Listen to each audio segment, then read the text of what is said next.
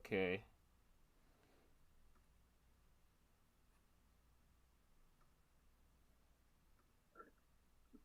Oh, upcoming. Okay, the thumbnail is looking good.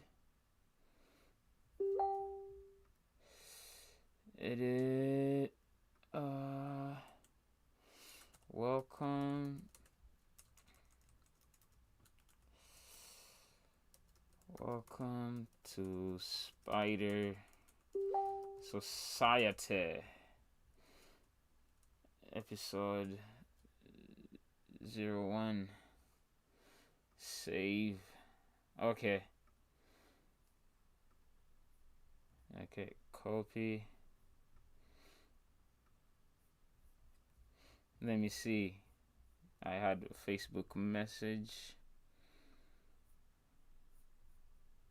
Whew. Damn. Sure. Yeah. Thank you. Okay, so the Facebook, I've sent it to Quincy, and then now send it to myself.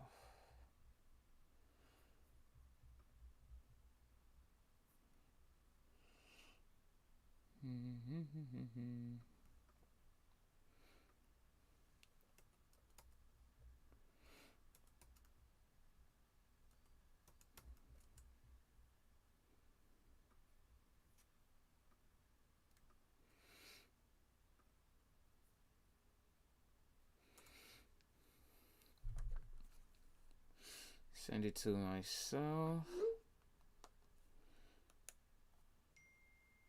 Ooh, there we go. There we go. Oh, crazy shit.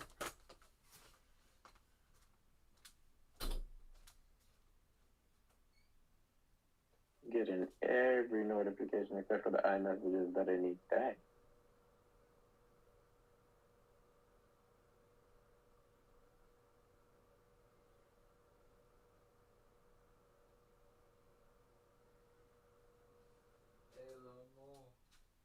Okay. Okay. We are going live on Instagram. Okay. You just doing it from your phone? Yeah. Okay. Because Instagram, you have to do it from your phone. Like you're just going to be recording the screen itself, or? No, no, no. And I'm just sharing the. If anyone's watching over there, we're just sharing everything. Going live. Going live. No worries. No, no. Cool. I send it to my phone. And then I'm just going to share it on Instagram like a link. Oh, I see what you mean. Yeah. Q liked our name.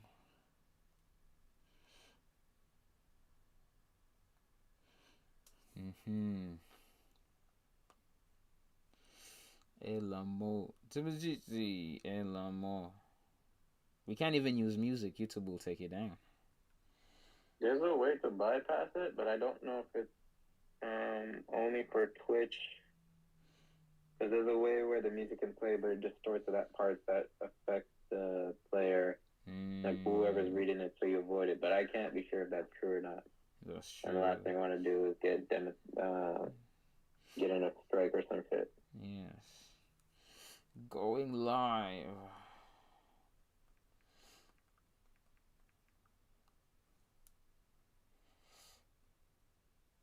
Okay. And I'll send that to you. Mm-hmm. And then we'll hopefully aim to finish by 6. Yes. Or at least You. 5. I think 5:50 should be enough. A whole hour should be okay. Yeah. And at Shamar. No, at Eighth Wonder. Wait, which account do you want me to send it to? Yeah, Satan's the 8th wonder. Alright.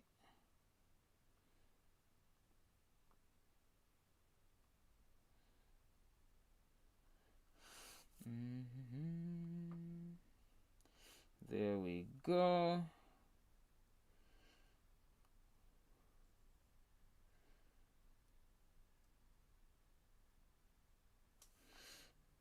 There we go. Got it. We are almost ready. Almost ready.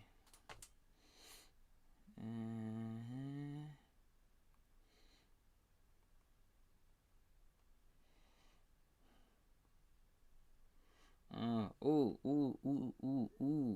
How we looking out here? We're looking good. I see. I have Old Man Batman. That's what I call him. Old Man Batman. Oh, the from the Dark Knight Returns. From the Dark Knight Returns. I hate that movie because I'm a Superman fan. That's The irony is, I like Superman more than Batman. The irony is. To be honest, yeah, I can see that. I can see that. Because I'm a guy who. I think that's just because of recently. I think that's just because of recently. I haven't been really falling for any Batman books. Yeah. Superman, though, the recent one, I don't know who the writer is. I know the artist is Jamal Campbell. That book is amazing. Wait, the Superman one? Yeah, I gotta look up which one it is. Yeah, now I've been cause I don't like Captain America, but I do love Boy Scouts. I do love people who do the right thing because it's the right thing to do. And Superman is needed in society, but since the 90s, people been respecting anti-heroes more. But I love because it's the duality. That's all it is. Yeah. It's that edginess that people love. But also, I'm like, I like Cyclops. I like Scott Summers. Like I'm weird like that. There's not a lot of Scott Summers fans out there.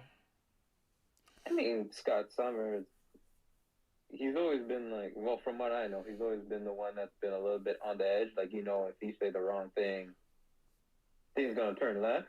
That's true. But to be honest, he's been really putting everyone in place. Yeah. And if it isn't for him, it'll also be Storm. It will be Storm. In the book of the whole House of X series, she's been running that as like the best Omega mutant out there. Oh, I should. But the X-Men. I'm an X-Men fan, and it's painful because you can only enjoy it for so far until it becomes garbage.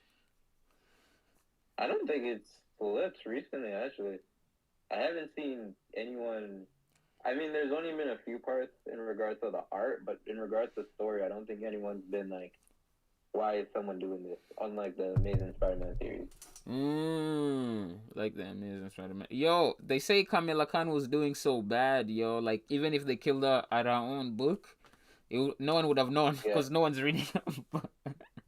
I don't even remember if there was even a book with her in it, unless it was like, maybe something from Champions or something. I don't know. I haven't. She was in Champions. Also, she was with Miles for a bit. They were doing things over there. Yeah.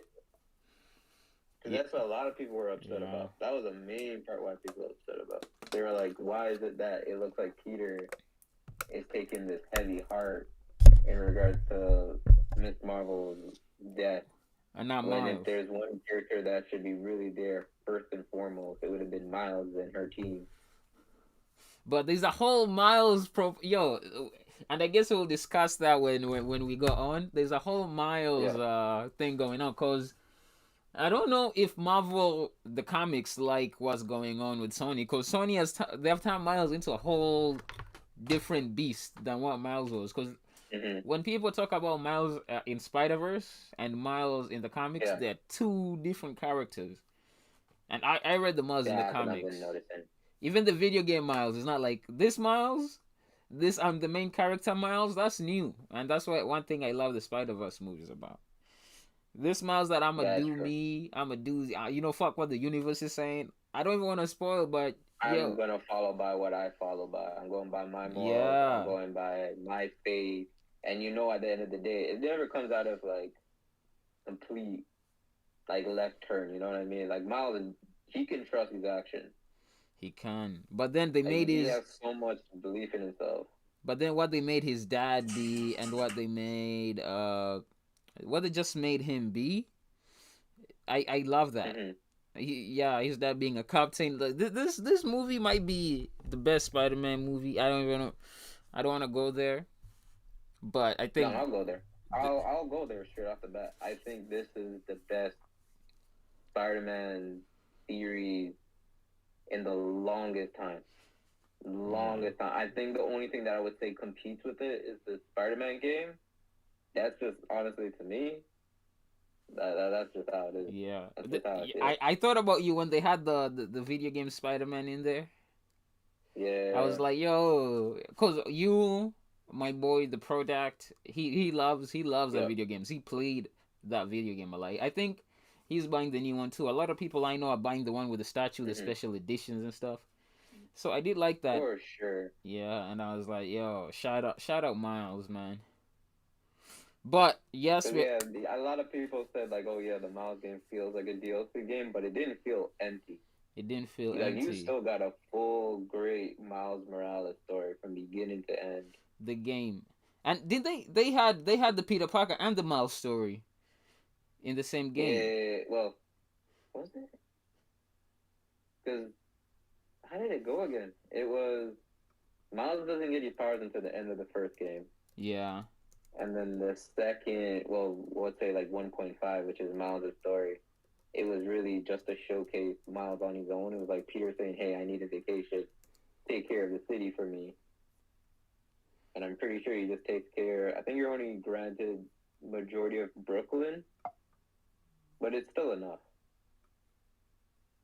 that it is still enough. But yeah, that's good. But we'll Yeah. get into the video games too. But everyone who's out there, welcome to the pool bin. Welcome to the pool Welcome, guys. bin. Yeah, so it's me, Edmundo, and Eighth Wonder. You know, You know, we used to work at a comic book store, and we miss the feeling of new comic book day, Wednesdays. You know, well, actually, I miss That's for sure. Tuesday. I miss Tuesday when they had to, you had to bring the stuff out. It was a walkout. You had to bring the books in, crack the Oh yeah, box, shipment day. shipment day. Man, and I haven't even been reading comic books for the past 2 years because it's not cheap. Comic books are not cheap. That's like Mm-hmm. $6-7 every week. That's crazy. But yes, Eighth Wonder, tell the people, why are you interested in talking about comics? Well, pretty much same boat. We haven't touched comics since way back. I mean, there's many reasons why we haven't. I'll have to say it's either the price, it's either the matter of quality and the writing, but overall, we still have that like empty place to be like, I gotta return back. I gotta get back in these books. And there's definitely good books out there. Just because Mm-hmm. like we haven't been able to pick up anything means that there's no good books out there. There's been great art and great writers out there Yeah. recently, and this is the whole point of the podcast. It's really just to really give the spotlight to those that we've come across over the past few, say, months, years, and we're just like, you know what? Yeah, we gotta show it off to other people. Make sure they see it too. Yeah, and there's a lot going on for people. The people need to know what's going on. That's how I feel. And yeah, it's Wednesday. It's New Comic Book Day. Hopefully, some of us out there got the new books today. Hopefully, you enjoy it. But yeah, we have a few topics that we're going to discuss before we jump into the main topic today. Is we're going to discuss the Spider Verse, both of them, Into the Spider Verse and Across the Spider Verse. And that's what I was going to say. Yo, the people who say Across the Spider Verse is not the best Spider Man movie, and the people who say Into the Spider Verse is the best Spider Man movie. Like, actually, because people love that movie, and I know why. Like, that movie was just concise. It was like, it didn't need a sequel by itself. It's just a good Spider Man movie. Mm-hmm. Yeah, and I like it. So, yes, and are you reading Saga? Because I had Saga is back into the market. Yeah, yeah, yeah. I recently just got the latest issue. I just came back. Got a few other books too, but like, oh my god, I love that book. Love it to the death. Me, still my number one pick of like any book I picked up in my whole history of reading comic books. I mean, except for Ultimate Spider Man. That's just me. Ultimate Spider Man has like a real like big part of my childhood that just carried along, and I'm still picking up on this to this day. That's true. Okay, you know what? And I guess we should discuss that best comic book, like our favorite comic book. So yes, Ultimate Mhm. Spider-Man, which I do have a few ones over here, cause oh, Batman, old man Batman. No, he's keeping us True. company here. But yes, like this shit, this is the shit. I just have it, Yeah. just to be like, yo, close reach, cause I was the Miles kick is kicking in, and even you might say the Peter Parker Ultimate Spider-Man is the best Yep. Spider-Man book, because that Bendis run is amazing, especially the relationships that Peter have, the things we take for granted, like his relationship Mhm. with the X-Men and John Storm, how that Yep. was formed, knowing Captain America is an asshole and thought he's an asshole. That's from the Ultimate Yeah. comic. Super. They were like, it was just crazy times, you know. Yep. And actually, looking back, the early 2000s, that's when they were doing the whole teenager thing. Because I think Runaways, Mhm. that was going on with Marvel. The Ultimates. I Yeah, but it actually wasn't like a big hitter. no, it's a cult book. Now is when the kids are like, "Oh, Runaway's pretty dope," but no one was reading Runaway, you know. That's true. And I remember that's when the Max was coming out, you know, and that was crazy times, like the 2000s. But yeah, the Ultimate Spider-Man, I was picking that up. That's why I was telling people, like, the death of Spider-Man was crazy time, and I remember this was like 2011 when they were announcing Miles. Yeah. It was like, oh man, when people wanted Childish Gambino to play Spider-Man, the kids don't know Yeah. about this time, you know. And yeah, like that is a few of my favorite times, like about reading comic. But what else? But I like mangas a bit more than comics. It's crazy because it started with comics, but I think I'm a bigger manga fan now. Like 21st Century Boys, Vagabond, Berserk, like those. Like when a manga messes you up, it messes you up. Like comics mess you up, it's like but when a manga messes you up, it messes you up. You It know? has a hold on you. I wish I could experience that. Because growing up, I think it's really, I blame anyone who put me on like the worst side of manga. Because my first one was Fairy Tail. And Oh, then it got oh, to like a bunch of random ones. No one really put me on like the big three. No one put me on Full Metal Alchemist by then. No one put me on, what else? Bleach. Like I didn't touch on that. So like now I'm at a point where everyone's like finally loving it, whether it's coming back and everything, and I'm like, I feel left out because I wasn't there to begin with, and I'm like, it's probably a little bit too late. Like of course I could catch up, but it's not gonna have the same effect for those who really like grew up with these characters that's and true. like read the manga, went out of their way to watch episodes, and then YouTube when you had to watch it in part one, part two, part three. Yeah, Yeah, I do understand what you're saying, but that's the price of not being on the wave. Not being on the wave is the spoilers. yeah, That's why I tell people, like, I don't mind spoilers because that means I was not on the wave. That means I can't claim a show. Like, I can claim a manga yeah, or a show if I was there for the run. But speaking, Fairy Tail, people be hating on Fairy Tail. Fairy Tail was my shit, fam. I actually really enjoyed Fairy Tail. Like the anime, the manga, like Natsu, Happy the cat. It was yeah. crazy times, man. And that was just like at the time weird stuff was going on. But I was That's true. always there's always people with good manga tests to put me on. But also just Mm-hmm. I had my anime list, and I like digging, so I was just like, oh, if I like this, let me find, like, I get into the studio. I'm like, what studio made this? Then I'm like, okay, if this studio made this, that means they're gonna make good stuff, and that's how I got into stuff. Actually, I got them into like A1 Studio. This studio made this.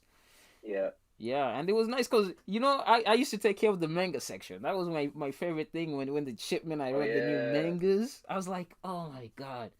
And then the pricing you have to do from the Japanese price to the US Oh price yeah. to the Canadian price. I remember that. Yeah. That was wild. I can't even afford manga. Like, oh my Berserk, those stuff are like $30, $40, fam. Oh yeah, they go out there. They They go go out there. Now they wild. switch it up. It's even higher now. And also like the best thing about we not with before we get to the topics, Eighth Wonder has the topics for us, but we're just gonna discuss stuff we miss about working at a comic book store.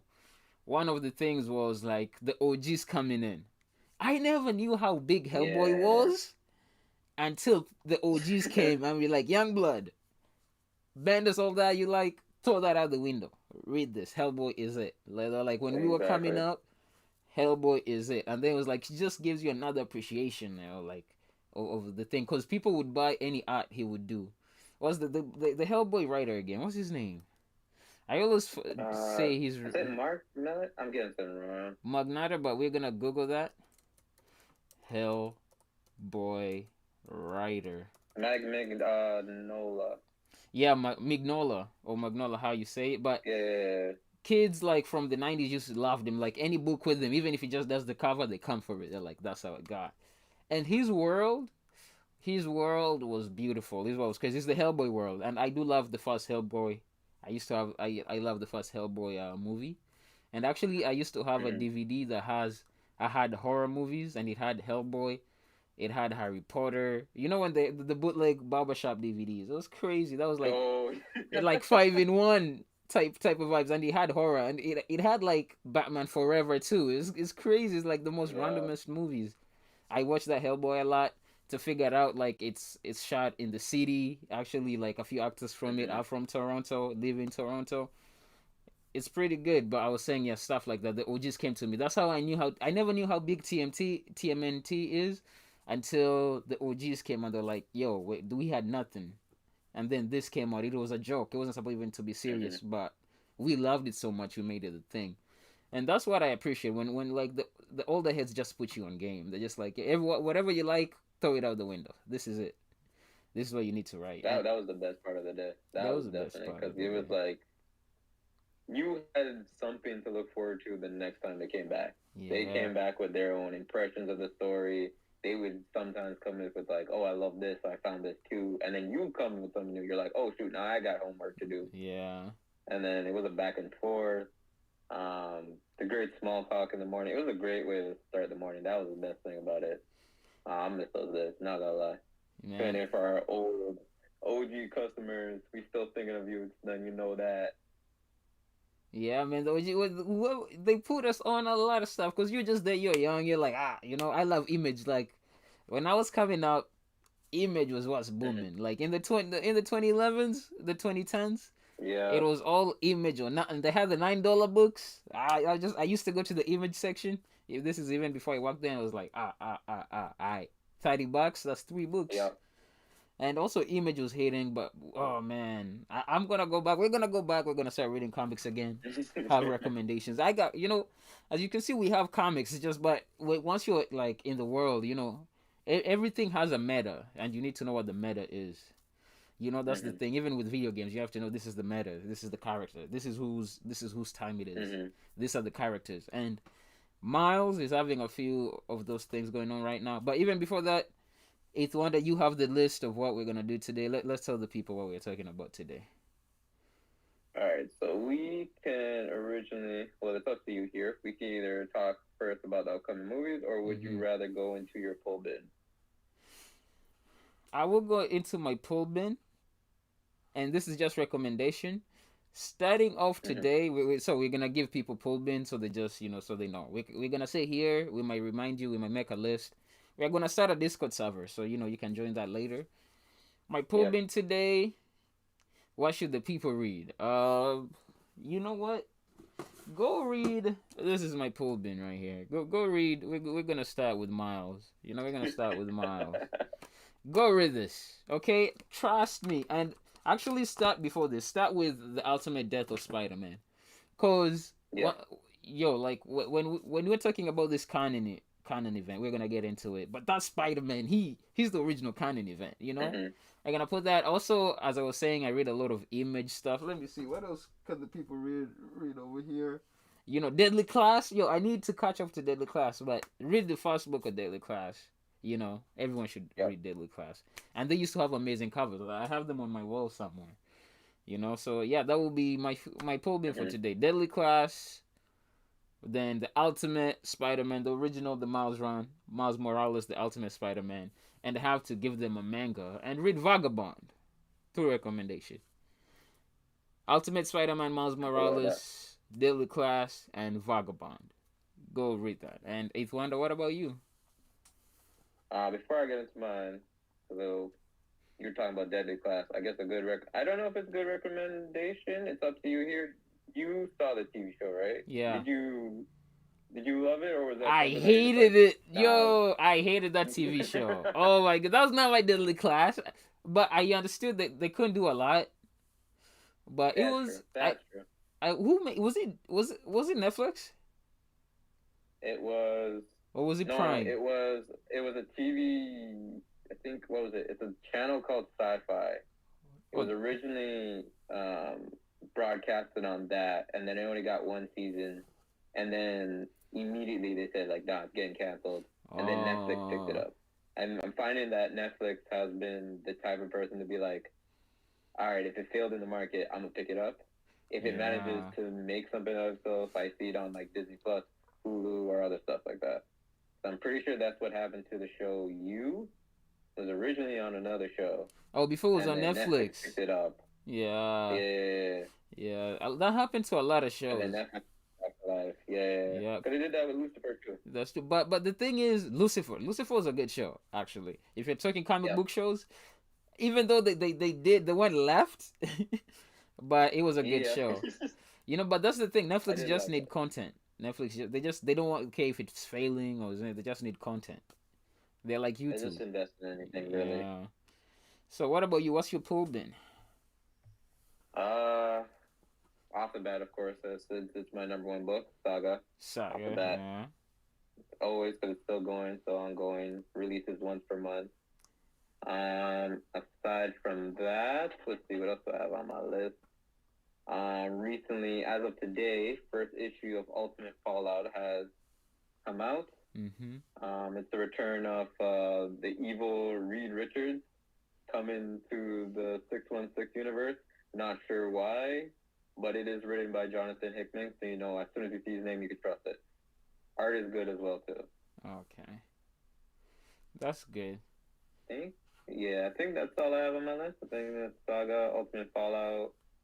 Um, I know I have other books. If they come to my head, I'll say them. I'll say them at the end Okay. of the episode. That's true. Okay, and let's talk about movies coming up. All right, here we go. So, what's the first movie you want to Uh, talk about? think you mentioned it to me earlier, but we have They Clone Tyrone. They Clone Tyrone. Yes. Yep. That's a Netflix movie. Yep. With the cast, John John Bodega, am I getting Boyega. that right? Yeah, John Boyega. Yep. Jamie Foxx and I gotta go Tiona dig his name back. God Paris. damn it. Yeah, so Yep. it is okay. This is Jamie Foxx, John Boyega, Tiona Paris, Oh yeah. Kiefer Sutherland. Jack Bauer. 24. Did you watch 24? Damn, I think I did. Yeah. Yeah, so the guy from 24 is in it. I've watched a few of the trailers. And one of the other things we wanted to talk about is this is the last thing Jamie Foxx was working on before he fell ill. That's one thing I'm Mm-hmm. excited for. Jamie Foxx being hospitalized, like, actually, I realized how much I love Jamie Foxx. I don't want to live in the world without Mm-hmm. Jamie Foxx. Like, so get better, Jamie. I leave that to his Yep. family. They let us know whatever happens. Also, he's the one who protected Dave Chappelle. You remember when they rushed Dave Chappelle on stage? Oh yeah. Jamie Foxx was the one who stood up and Of protected all him too with people. that. So that's why I really love Jamie Foxx. Jamie Foxx broke Ed Sheeran in. Actually, so that's the thing. Black people Mm-hmm. broke in Ed Sheeran. White people are not fucking with Ed Sheeran. It was just when he was just a ginger with a guitar. Jamie Foxx broke him Yep. in. Jamie Foxx broke in Kanye West. Jamie Foxx broke in a lot of people. So I love the Jamie Foxx show. Love Ray. Love Django. So really get better, Jamie Foxx. But yeah, also love John Boyega. Loved him from Attack the Mm-hmm. Block. Have you watched Attack the Block? Yeah, that was the first. What's funny is I never liked scary movies. If anyone knows me, you know for a fact. As soon as someone recommends a scary movie, I'm like, I'm out. I don't care if it's the least scariest. I don't care if it's like mild in parts. I won't watch it. Then I saw Attack the Block. I saw the trailer for it, and I was intrigued off the bat. I was like, damn, I'm gonna have to face my fears for this. It's not too scary. I'll say that for the viewers who have never seen it. It's not that bad. It's a great movie.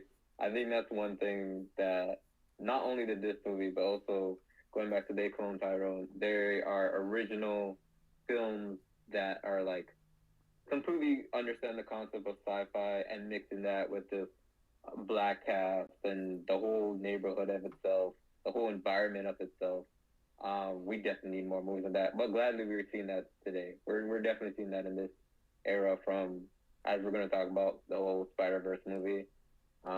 They Clone Tyrone, and there's even another one. I am Virgo. I don't know if you know about that one. Yeah. Oh, we're gonna talk about that too. Yeah.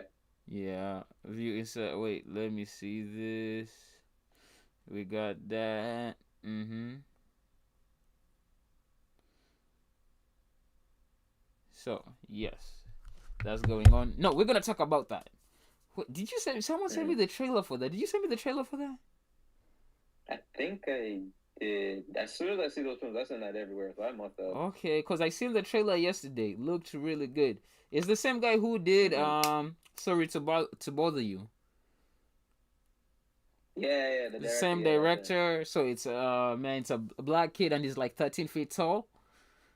Yeah, he's like a huge giant. It's I a think they live in this society where like yeah. people have superpowers, but they're not like superheroes in any way. They're just doing normal stuff here and there. Oh, so it's like Um, it's like My Hero Academia is a My Hero Academia type situation going on. yeah, it's like Hero Academia, or for those who have probably seen it on Disney Plus, there's a show called Extraordinary, Mm. where it's just a bunch of people with like gifted abilities, but no saving going along. It's just that they do another job. It's like if there's a guy who can talk to animals, he's most likely a veterinarian, or you see someone with the ability to, I don't know, turn invisible. He's most likely security at like a bathroom or something to avoid any shit going down. It's something like that. Yeah. I really do. I'm excited. And we were talking about Attack the Block. That it's actually one of my favorite coming of age movies. I Mm-hmm. really think it's really good for any young people to watch it. It takes place in London. So yeah, that's the first time Yep. I seen John Boyega. So and I always check out anything John Boyega is. Even the Pacific Rim he did. It was not good. I checked it out. You know, it's John But it was still Boyega. good, yeah. Yeah, like which one else did he do? Did he was in the new Star Wars movies? They kind of ruined him. But Yeah, they this ruined is him, but overall, his character still yeah, holds like a piece in our heart where we're like, we know he deserves more. It's yeah, not more like, oh, he did a bad job. We all know that he deserved more. It was the writers who are at fault. But I'm just glad to see that yeah. regardless of that bomb, of like the movie bombing, he's doing a better job with the other stuff too. Because I think he was in another film, Woman King. based on a true story. You know what I'm talking about? Wait, was it Breaking? I think it's Breaking. Is it Yeah, the it's one where Breaking. he robs a bank? Yeah, Yeah, it's Breaking, and it has Michael Kenneth, um, that's a Netflix movie. Olivia Washington. Is that a no? That's Is a it? no. That might be an actual theater release. I think that one went straight into theaters. Yeah, Yeah, yeah. But also like he was in Woman King, which he was really good in. I liked him in that. yeah. I almost forgot about Yeah. that. How could I forget? So we are really excited for the Clone Tyrone. So really Mm-hmm. excited for that. What's our next movie? What else? What else do we got out there? Well, since TMNT. we're Yep. about to talk, wait, which one? The TMNT trailer. We need to talk about Yeah, I that. was just about to say that. Yeah, Yo, since we're talking about Spider Verse, we might as well talk about where that animation is influencing, and that TNT movie is definitely covered all over with like great animation from yes. top to bottom. That's one thing Spider Verse did too. It changed the animation. You watch what's the other one? That's the one on Netflix. Starts with A. Uh, wait, A? Yeah, the animation. Are you talking about the Mitchells versus the Machine? No, Or there's another one. Arcane. Arcane. You watch Yeah, Arcane? yeah. Okay. Yeah, I watched Arcane. Is it good?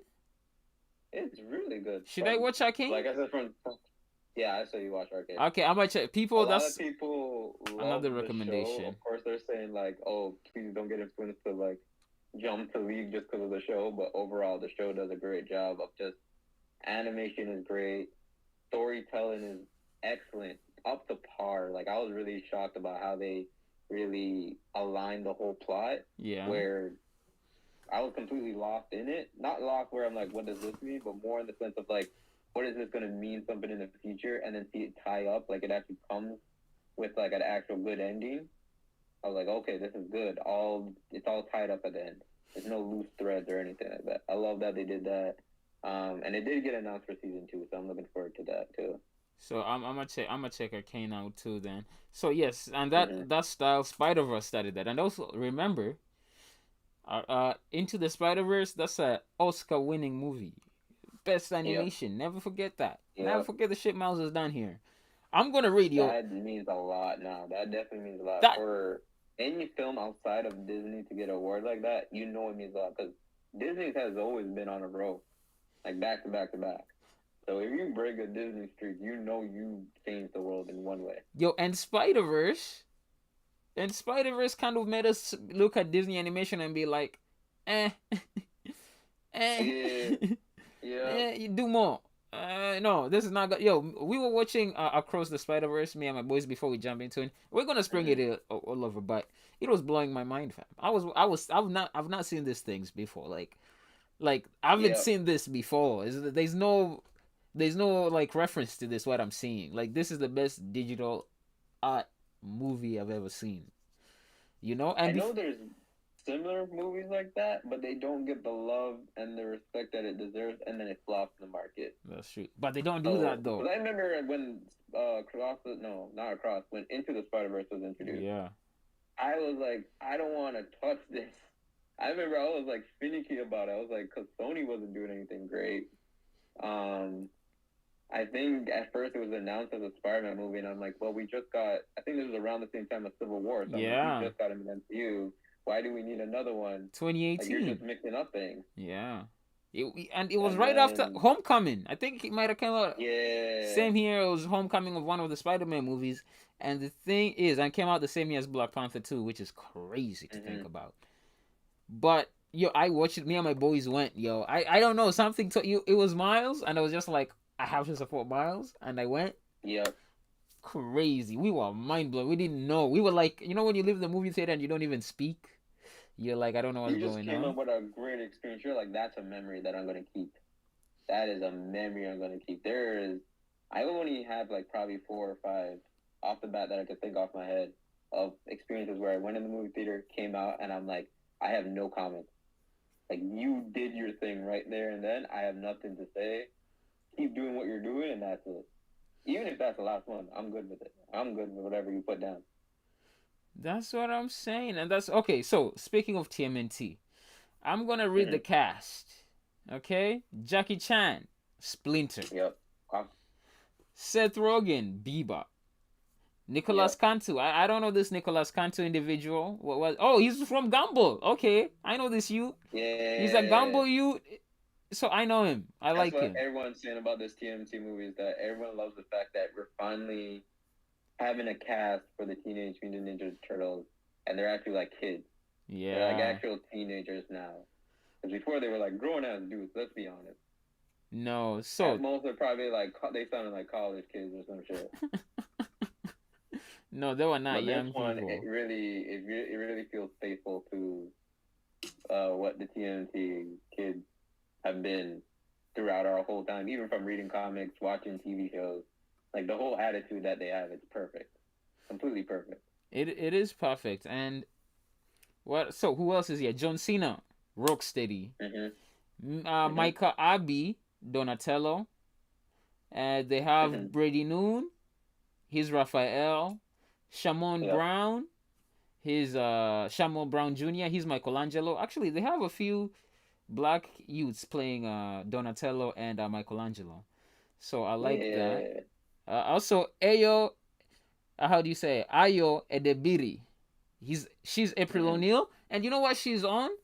She's on one of the shows I She's the really girl mess from with. the Bear, She's right? from The Bear. I really mess with her. Yeah. She's the sous chef in The Bear.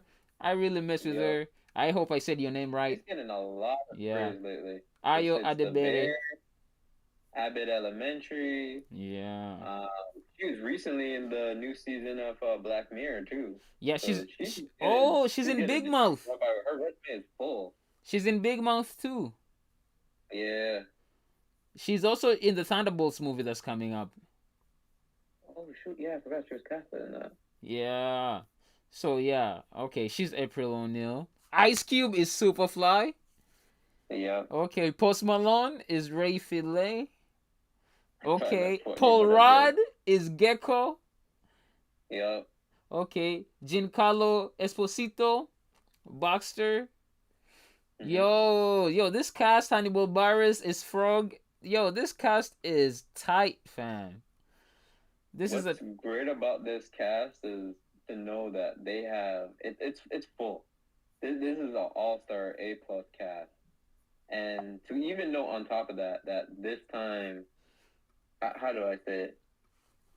It's funny that this movie is focused on Superfly being the big villain yeah. when we are so used to having Shredder. Shredder is not even touching this. Shredder is not even part of this. From what we know right now, he's not part of it. That means that we're getting more of this excellent work, Oh, possibly in the future as a sequel. the animation looks beautiful. Like Mm-hmm. it looks amazing. It Okay, truly captures the comic book, and it also gives inspiration to what Spider Verse has given us, that's true. And which also is the whole book deal. So that they did a great job there. that's true. And also Post Malone is the one who says I think it's a Banksy from Spider Verse for both of them. Mm-hmm. Yeah, he's the Banksy youth. But yeah, man. So yeah, so TMNT. I'm excited. Jackie Chan as Splinter. What? Yo, that's beautiful. That's Perfect. beautiful. That's beautiful, man. I'm gonna watch this. Actually the poster with the skateboard. We're gonna put this when Mm-hmm. we upload this. It looks beautiful. As we said, animation looks beautiful. The music they using Ice T, yo. 6 in the morning, police at my Yeah. door. Come out the bathroom floor. Oh, shit had me, yo. I was watching this trailer. I was like, whoa. It was beautiful. It definitely captured the whole vibe. I was like perfectly. I was having a great time. 'Cause I remember when they announced it, and I think it was Seth Rogen who was part of the whole production. Like he's the one who was like making sure this all goes down.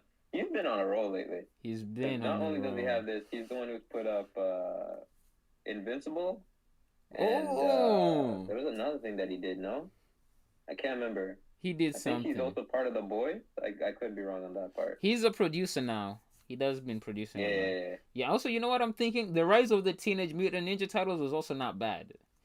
You know, the one Mm-hmm. that came out last year, that was really good. I did like that Yeah. animation. Went back to the fundamentals. The Michael Bay movies were Mm-hmm. garbage. Okay, we're not gonna talk about that.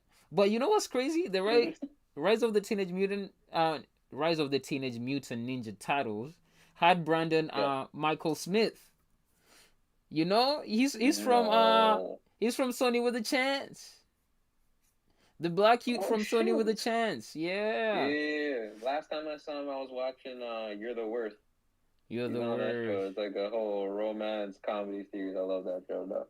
Yeah, so I'm excited. So yeah, TMN2 they've been building back up actually. I do like Mm-hmm. what they're doing right now. And what's our next movie? What do we have left on our film? I guess one question I have for you is: are you going to go see the upcoming Barbie movie? Are we gonna come see the upcoming Barbie movie? Um Actually let me see. We haven't let me check here. Are we gonna actually someone was telling me how important Barbie is to women. And Mm-hmm. actually, my boy, I have that video recorded, and he was telling me that Barbie was the first toy that women could get that wasn't a mother or like was not Yep. doing house chores. It was actually Barbie had jobs. She was just she's the first Mm-hmm. good girl toy. For that, you gotta support it. I know it has my main man. What's my boy's name? Ryan Gosling. Ryan Gosling. He's Canadian. I support Canadian artists. Yeah. Ryan Gosling is beautiful. He is one of my beautiful white boys that I keep it intact. All the other white boys are not that pretty except him. Who else is a pretty white boy out there? Brad Pitt. You know, I love Yeah, I'll say Brad Pitt. Brad Pitt. Tom Cruise. You put Tom Cruise up there? I Yeah, love Tom Cruise. Tom There we go. Cruise, but We're he's both on the same problematic. I'm going to watch Mission Impossible, fam. Like what? Well, page. Tom Cruise is my guy, fam. So yeah, so the Barbie movie, I'll check it out. Who's playing? Margot Robbie's in there. Yeah, Margot Robbie, Will Ferrell's Will in that. Ferrell. Simu Liu. I might be pronouncing his name wrong. If I am, please call me out in the comments or wherever. Who else am I missing? Emma Mackey. There's a few others in there. Oh, Michael Cera's in there, Michael another Cera is comedian. Alan. Yeah. Who else is in the? Oh, Issa Rae is President Bobby. Oh yes, can't forget Easter. Can't forget Issa Rae. Who else is here? Okay, they have a few black people and a few people of color in here. Okay, it's not a white people fest. That's why I want to see, man. Put other people in movies. Do what Spider Verse No, is doing. I love that they're showing that there's this diversity to it. Because at first when I saw the cast, I was like, well, who else are you gonna do aside from Barbie? Because once again, I've only seen a few of the old classic movies. I think I've watched the Nutcracker Barbie Yeah. movie like a couple times, but I've never been introduced to another character. I'm like, oh, who's this? Is this Barbie's best friend? Stuff like that, right? Yeah. And then I found out, oh, there's like 9 of them that are Barbie, 9 of them that are Ken, and then 2 of them for jokes as like Alan, and then there's another one that no one really knows of, but they know that they exist. So this movie is definitely aware of what these products were back then, the popularity of what it is, and how much it meant to these kids growing up. So I'm really looking forward to see what they do with this. I'm really I'm looking glad forward to to it see that too. it's coming together properly. And even the soundtrack's looking pretty good. Like Yeah. everyone that's featured in it. That's true. Yo, Yeah, if your soundtrack is not good Nas, no more, I, if you don't have a good soundtrack, we don't mess with you. You better be coming with the top tier soundtracks, fam. Top tier that's what I'm saying. soundtracks. What's even funny about it is that I've been really loving movie soundtracks more than artist soundtracks in the last bit. If I have to say, yeah. That's interesting. Movie sound. You've been liking movie soundtracks more than like albums. Like albums with like a lot of features in it. Like let's say for example, let's say Jid dropped the album and he announced that like 20 artists are featured on it. Yeah. Then again, I love Jid, so who knows? Maybe he'll manage to kill that. He's working with I love Jid. I'll Metro. even put him as my top 5 from He's this era alone. he's working with Metro for his next full album. Yeah, so that's gonna come with that heat. But Metro's working with a lot of people. He's working with ASAP, Future. I don't know what's going. It's a Metro like here. No, Jid. I do know. You mean like the label compilations that they do, like the Return of Revengers. Like their albums, other artists and stuff. Like those ones are good, but I'm not gonna lie, some of them have skipped. The movie albums, I don't think there's ever been like I've been skipping like crazy. I think the only one I would say that's close to maybe a few skips would be the Beyonce Lion King album, and yes, come Yo, that you know how I feel about that album. You know how I feel. Whoo, don't you get no my power, yo, jealousy. Hey, don't you, yo? But for some tracks, it doesn't come up to par when it comes down to like, cause think about it, you have Kendrick Lamar on that album. Yeah. I don't think anyone really goes out of their way to just like play that song alone, or even the one with Jay-Z and Childish Gambino. Yeah. That's true, but those ones you have to like really. If you have them on, it should be a bang by the time I turn on. It still hits. It's just not 10 out of 10 for me. But I would say you should listen to that album. Watch the visual album is better than the Lion King movie. I don't even watch that movie anymore. Mm-hmm. That's for sure. I did see that. I watch that visual album like every time. I'm just like, I'm gonna put this on, and it hits, It's so good. And that was like before there's the Afrobeat wave. It starts legendary. Starts back with Fela Kuti in the 80s. It goes back to 70s, 80s. But the modern one, the Afrobeats, starts with Wizkid, Drake, One Dance, and that, and then Black Panther soundtrack came before Beyonce.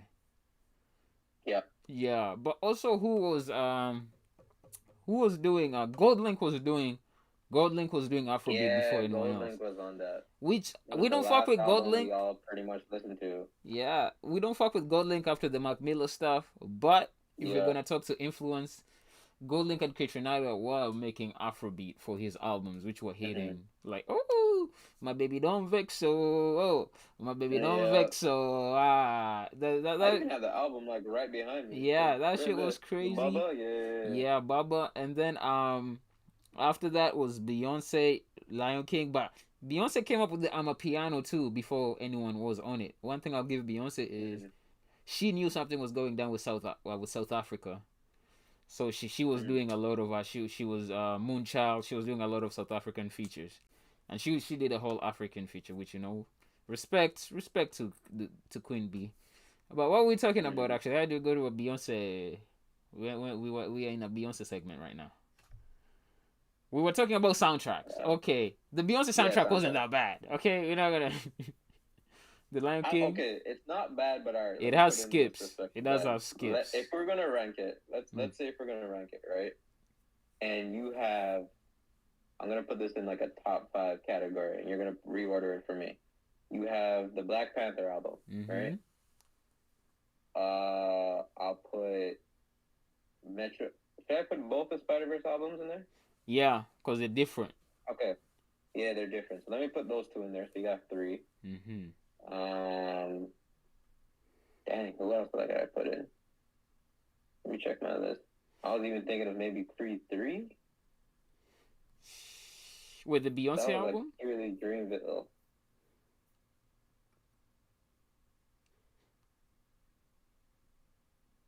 No, there has to be another movie album that dropped Um, that completely cleared as soon as that thing came out. I don't know if there was like a sound like, but soundtrack is they made music for the movie. Yeah, like it's Yeah, off the bat. Like one artist takes over, or yeah. one label takes over, and they just make it for the whole album. Because I know for a fact, yeah, you have the 2 Into the Spider Verse albums. You have Kendrick Lamar for Black Panther. Yeah. You have Beyonce for The Lion King. Mm-hmm. And then I'm trying to think of one more. The only thing that's coming up to mind right now is recently the Creed 3 album, because that was all Dreamville. Yeah. But I know there's definitely a better one in mind. They. But let's say for now, I'll put that up there. You rank it. Yeah. Okay. Okay. Black Panther will be number one. Mm-hmm. Into the Spider Verse will be number two. Ooh, okay, okay. I'm gonna put Beyonce number three. Across the Mm. Spider Verse number four. Whoa, okay. Yeah. Cause Across the Spider Man, I haven't lived with it. It's picking up, or actually, the kids are using it right now on TikTok. You don't love me, Yeah. me. See, that's the thing. Cause I love the Nas album. I love the Nas track, Nas Morales. Shit, it bangs. Annihilation, Mm-hmm. it bangs. It doesn't touch the first one. The first one we had like a Juice World and XX Tentacion. Like that Yeah, was crazy. You know, Post Malone, Sunflower. There's no song there better than Sunflower. It just. that's for sure. What's That's Up for sure. Danger? Like What's Up Danger is that's a classic That scene. one clears it. That is probably the only reason, and we'll get into that too, is why, in my opinion, I think Into the Spider Verse is still better than Across the Spider Verse. Woo! You're In my opinion. coming with the hot takes. No, it's not even a hot take. Oh, I might agree with you, but that's for later. Okay, That's for later. is that all the movies? I think there's plenty more, but I think those are the big ones that really come to mind. Oh, right now. Oppenheimer. If anything, if they come back, we'll come back next one. Oppenheimer is coming out. Yes. Yeah, that's coming out. Which is crazy. My only comment about that movie is as much. It looks good. I'll admit it looks good. I don't know if you had the same experience. Like, did the trailer show up to you when you went to go see Spider Verse or any other movie recently? Yeah. Did you find that trailer was loud as hell? Yeah, but that's why that's Christopher Nolan. You know, that's Zimmerman. You know. No, actually, no. No. Like I get. No, this one it's Ludwig Göransson. Oh, okay. So the guy who did Black Panther, and he did Tenet. Ludwig. Yeah, he made Redbone. Yeah, Ludwig. He was originally. I think he did some other stuff before he met Childish Gambino. Yeah. But I know he was mainly Childish Gambino's producer to begin with. Yeah. He was doing And Mandalorian too. lie. He was doing Mandalorian too. Yeah, he did Mandalorian, like the theme. Yeah, he's like he does a lot of African since stuff. that, he's been on a roll. He has been on a roll. Let me see. Okay, yeah, he's done a few good stuff. He did like Creed, Venom, Turning Red, which Turning Red is underrated in my eye. He did Black Panther. Yeah, I'll give it. I think it deserves more love in my opinion. Especially for a Toronto movie. Yeah. Okay, so we're gonna go there, and so now Oppenheimer. There's an issue. Oppenheimer and Barbie is coming out. Do you see the meme of Aunt May? She's praying, and then you know when the Green Goblin comes in. Oh, the whole Green Goblin. Yeah, and then they say that's when people are gonna be watching Barbie, and then Oppenheimer just comes, boom. I'm telling you, I can tell for a fact, based on that trailer. Because one thing you need to know is when it comes down to the trailer, that's not the movie quality. Yeah. That is just a simmered down, watered down version of what's gonna be actually shown and what you're gonna Yeah. actually hear. So for a fact that I was there, like, damn, this thing is really gonna blow up my ear from the trailer alone. Whoever's in that movie theater, I pray for you. Yeah, but I don't know how you're gonna come out this of is there. nuclear I've seen bombs. memes of people who are buying the seats right up at the screen. I'm like, bro, I don't know what to tell you. But this is nuclear bombs. They're loud. You know, you think when the nuclear bomb goes off, you're like, ah, it's too loud. Nah, this is gonna shake No, the I don't world. expect it to like be like quiet or anything like that. But like I know Christopher Nolan for a fact. The thing that scares me about that guy is that he is someone who, when he really wants to show something, he'll go out of his way to show it to its best ability to the viewer, where it feels completely canon to what it should really be. Like he doesn't really try to cut corners with CGI or anything like that. He really wants to show that like, oh, I could do this practically. I love that about him. The thing that scares me about that though is with Oppenheimer. Now at this point, it looks like this man wants me to really have a meet and greet with the bomb itself. Yeah, but that's what he does. Like, I don't know how I could feel about that. You know, like I don't know how I want to feel about like experience a nuclear bomb face to face in IMAX. Because I know for a fact I'm gonna see this thing in IMAX. You have to. Okay, ladies and He gentlemen. even went out to say like, oh, there's a specific seat that you should sit to enjoy this movie to its best ability. That's wild. I'm gonna work on my lighting for a bit. I don't like how it's looking. No worries.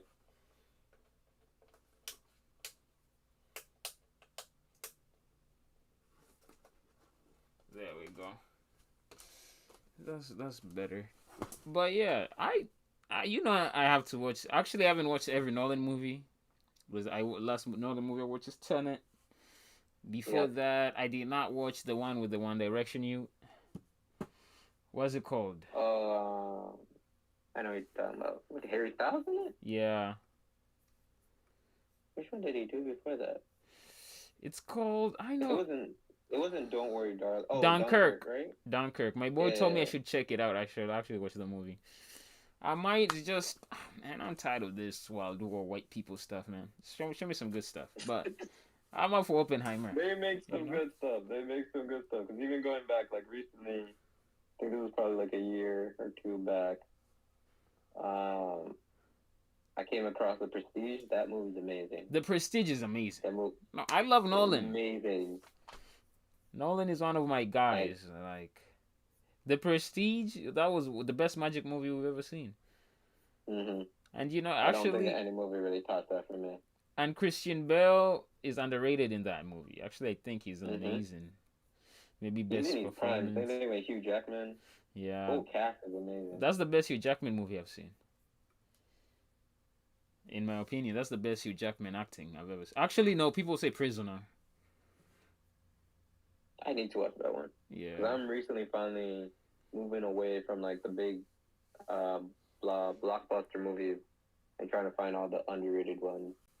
So, like, recently I've been watching, Rye Lane. There's a few other ones that just not coming to mind right now. But I just know, like, I've been looking under, like, I guess what you call it, like the dollar bin movies on Amazon Prime and stuff that don't get that much love but deserve it. Yeah, man, but I've always been like that as a kid. I've always looked for the underrated movies. Treasure Planet being the first one. Yeah. No, but I always respect independent movies, but also that's because I come from the 2000s and all the movies, there was no blockbusters in the 2000s, Though it was dead.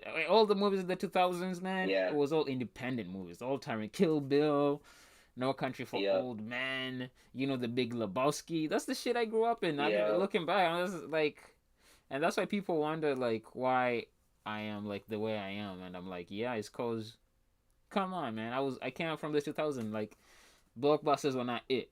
Tropic Thunder, man. That's what we were watching, fam. That was the thing that I was just like, why are we focused? I mean, I get it, because it's like, it's equivalent to when they introduced the big three in the NBA, right? Yeah. You have all these, you start off with one team that managed to get 3 All-Stars, and then every other team has to do it just to make it even for everyone to be like, oh, we still got it in us and shit like that, right? Yeah. Movies are doing that the same thing. You're getting crossovers like crazy. You had like big cast, like what was that one movie with Robert Downey Jr. and the guy from Hangover? Um, Oh, I know what you're you know, talking about. I know what you're talking about. Yeah. yeah, you had Adam Sandler with Grown Ups. You had all these Yeah. big all-star casts, but they weren't making up for the talent that was there. It was just like, okay, this is a great watch. It was just And to weird ass make up for the movies. time, we found like many movies who were like extremely pushing the border, trying to show that we're doing something different here. We're not really caring if the box office doesn't hit. We're just trying to show you that it can be done. Yeah. Okay, tell the people, what's the last good TV show you've seen? Oh, many shows, many shows. Um, Shrinking from Mm-hmm. Apple TV. That one has Jason Segel. He's playing as a therapist, but he's like completely tired of his job. His life is not going the way he wants, and then one day he just cracks and he breaks one of the biggest rules of being a therapist, where you sort of have to interject and tell them what to do.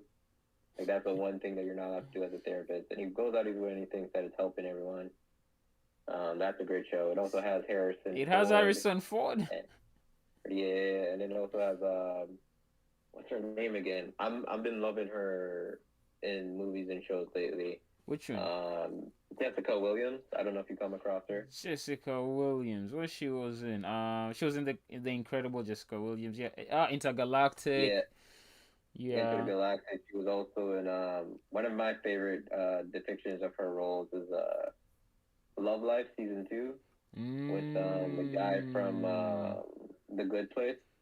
I haven't watched that movie. I should check that out. Oh, the TV series. It's Yeah. season 1 was with Anna Kendrick, and then the second season was with him. And it really showcased so much about just the black culture, black love alone. Not even just like black love in a relationship, but just black love in the community and family and friends and stuff like that, you know? And also covers serious topics and well, things that we went through, because it takes place around COVID and stuff.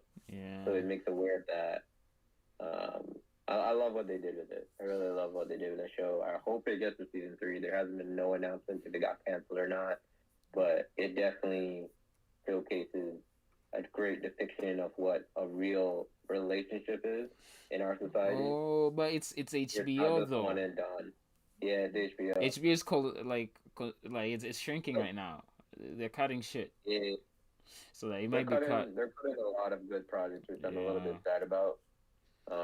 One being I think Doom Patrol is being like canceled. That was one of my biggies. You liked Doom Patrol. I tried watching it. I couldn't get into it. It was Yeah, weird. It was so weird. it's extremely weird. I know, like off the bat, it's extremely weird, but it really pays off, and it's funny.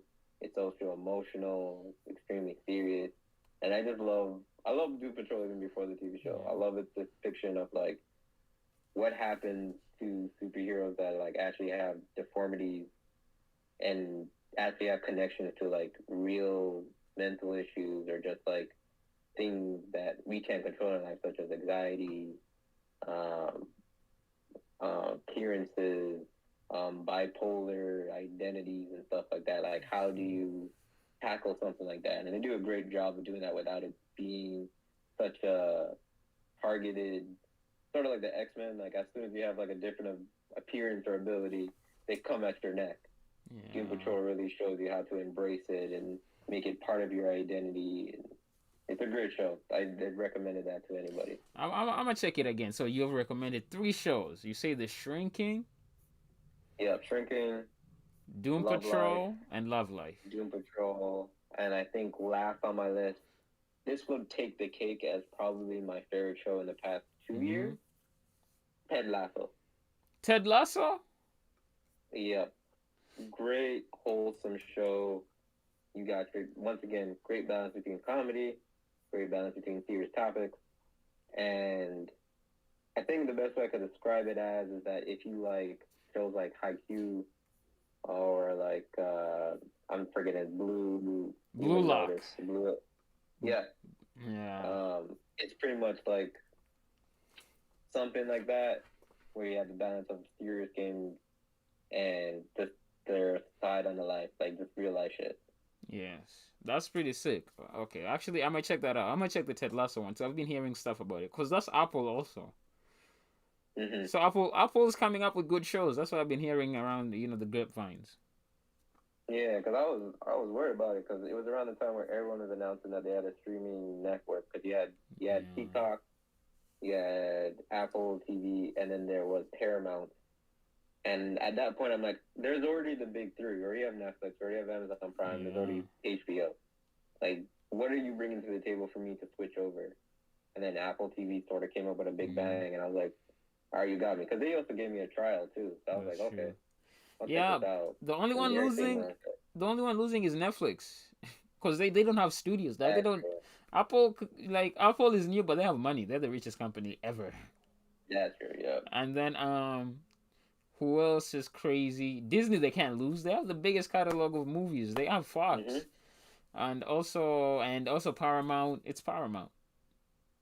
It's Paramount. Paramount hasn't really been putting anything in our because anytime I hear a show, I hear the trailer that everyone's Mm, like, okay, I'll check this out, and then they watch the show first episode, and then they tap out. And the only thing yeah. that I find that's funny about that network is that everyone's watching the old Nickelodeon shows I used to watch. So like now Yeah. iCarly has a reboot. They just recently announced the Zoe 101 reboot. Yeah. So it looks like that's where their market's gonna go, and I don't know how long that's gonna last for them because they can't. I don't see what else you can touch on. I don't. Drake and Josh can't happen. No, Everyone but has problematic issues with Drake. but Drake Bell. also people love Paramount for their music stuff because they're on MTV and that type of stuff. That is true. So all That is that, true. they do a lot of music shows and music stuff, and that's why I watch Mm-hmm. a lot of the Paramount shows. Is like the Dave Grohl show. I watch that on Paramount. That's Paramount and stuff like that. So people actually like Mm-hmm. Paramount for like their music MTV stuff more than their TV shows. But they did this The Godfather TV show that was really good. People should check that out. Let me see what's the name of that. Was Actually, that the? I might be thinking of someone else. Was that the prequel of it? Was that the one you're talking about? the prequel, yes, that's. It had Miles Taylor. That Yeah. what was the name of that movie again? Of that TV show? It was The I think Offer. it was. It was The Offer. That's the name of the show. Yeah. Miles Taylor was playing the producer who produced The Mm-hmm. Godfather. They had to deal with the mob, New York. They had to deal with unions, and so Mm-hmm. I really liked that, and that was Paramount. And I also think The Bear might be Paramount. Oh wait, no. Is it? I I think think that. that's FX. No, that's FX. Oh, The Bear is FX. I really like. So Yeah. my recommendation is The Offer, Mm-hmm. The Bear. So The Offer is just the prequel to Godfather. You should check it out. The production of Yeah. Godfather, how they got the directors, how they got the actors. Whoo, fan. It's crazy. Marlon Brando, how they got Marlon Brando. Marlon Brando didn't want to read scripts. And it was wild. They had to go. They went to Oh, Italy. I might have to check that out. They went to Italy, and then the Italy mafia is like, yo, you have to pay us to film here. It is Huh. wild. And Miles Taylor is a I great need to watch actor. that. He's in it. And if you just, I'm heavy into film and I like the old Hollywood system. If you're into that, you should watch that. It's really good. Second show that is underrated is the Paper Girls show. Did they come up with a season 2 for that? Unfortunately, I think that show got canceled, but let me double check on that. No, I Because really I'm liked finding that a that lot of show. great shows that are coming from Image, like, as much as they're hitting it, like, they're definitely getting, like, when I watch them, like, this is perfect. They get canceled, like, right after, and it definitely upsets me because it's like it has so much potential. Yo, the Yeah, it was Paper canceled Girls before season show two. was amazing. Yo, it was like the best girly show I've seen in a long time. Like this was just it's Paper Girls, man. It's girls time traveling, yo. It's like as the Yeah. 80s, it was like the best version of Stranger Things. Put all Stranger Things together, throw it away. It doesn't reach with this season 1 of Paper Girls. Did you watch it? I watched first episode, and then this is the thing I hate about me. I have like ADHD with TV shows. I watched the first episode, told myself, all right, I'm gonna watch another episode of something. I think this is where it happened. Yes, I watched Paper Girls, episode 1. Then I was like, I'm gonna take a break, and then I'm like, let me watch something light, and then I'll come back to Paper Girls. And then that's where Ted Lasso came from. And from that point onward, never looked back. So that's on me. I gotta get back into that though. So I know Amazon Prime has a lot of great shows. It I does. don't think any of them missed. They have like another show, I think it's called like Class of '07. I could be wrong. It's like Class of something. It's like a reunion.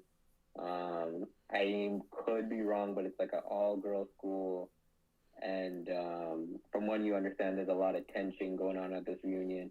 And then for some reason, some like weather thing happened. I think it's like an earthquake or something. And the whole school gets isolated from the world. And then they have to live on this little island of their old school together. Wait, what show is this? I think it's Class. Let me double check. I think there's a manga. There's a manga of this. I've read this manga. Liz recommended this manga. Class of '07. That's interesting. There's a manga like that. I might check that out. But also, so my third show that I'm recommending. So I've recommended The Offer, Paper Girl. Please go watch that Paper Girl. It got canceled because that's canceled. So that's just a recommendation. I'm gonna give you a few things that are still running.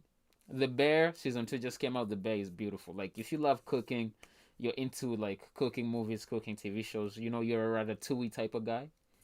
Please go watch The Bear. Also, I don't know. Did you watch Primal, the Adult Swim cartoon? Yeah. That shit was amazing. From the same guys who did Samurai Jack, so I have so much trust in them. I love that it came out that way. Yo, take this perfect. On the first episode alone, there's no dialogue. It just goes in. So the guy's name. Animation. The guy's name is Gendy Tartakovsky. So he did a Primal, Samurai Jack. He's doing the Unicorn Warrior Eternal. It's really good. It's like steampunk. I'm watching that right now too. He did Dexter's Laboratory. He did Star Wars Clone Wars. He did Powerpuff Girls. Like the Cartoon Network era. Yeah, and now he's in Adult Swim. So that's why I like Cartoon Network. They keep their own people, and so Primal is really good. So I'm gonna recommend that. Go watch Primal, and in the manga world, go watch Tokyo Revengers. Tokyo Revengers best anime last season. Good stuff. Good stuff. You like to get twisted. You like time travel. Tokyo Revengers. Blue Lock, as we were mentioning, you like sports anime. Something I recommend. Check out Blue Lock and also check out Dr. Stone. It's going on right now. It's science. People frozen. So Dr. Stone is pretty interesting. Dr. Stone is people. This light comes in, freezes everyone for like billions of years. So the world goes back to like the primal times, and then they start coming back. So the kids start coming back first. And one of the first person to come out is this guy, who is one of the dumbest guys first, and then one of the smartest guys first. So, and they teach you science. Everything they do in Dr. Stone, you can actually apply in real life. And it's crazy because this guy came out, and the first thing, they had to face a lion. And then they went and unlocked the strongest guy. And after they got the strongest guy, the scientist is like, we need a gun.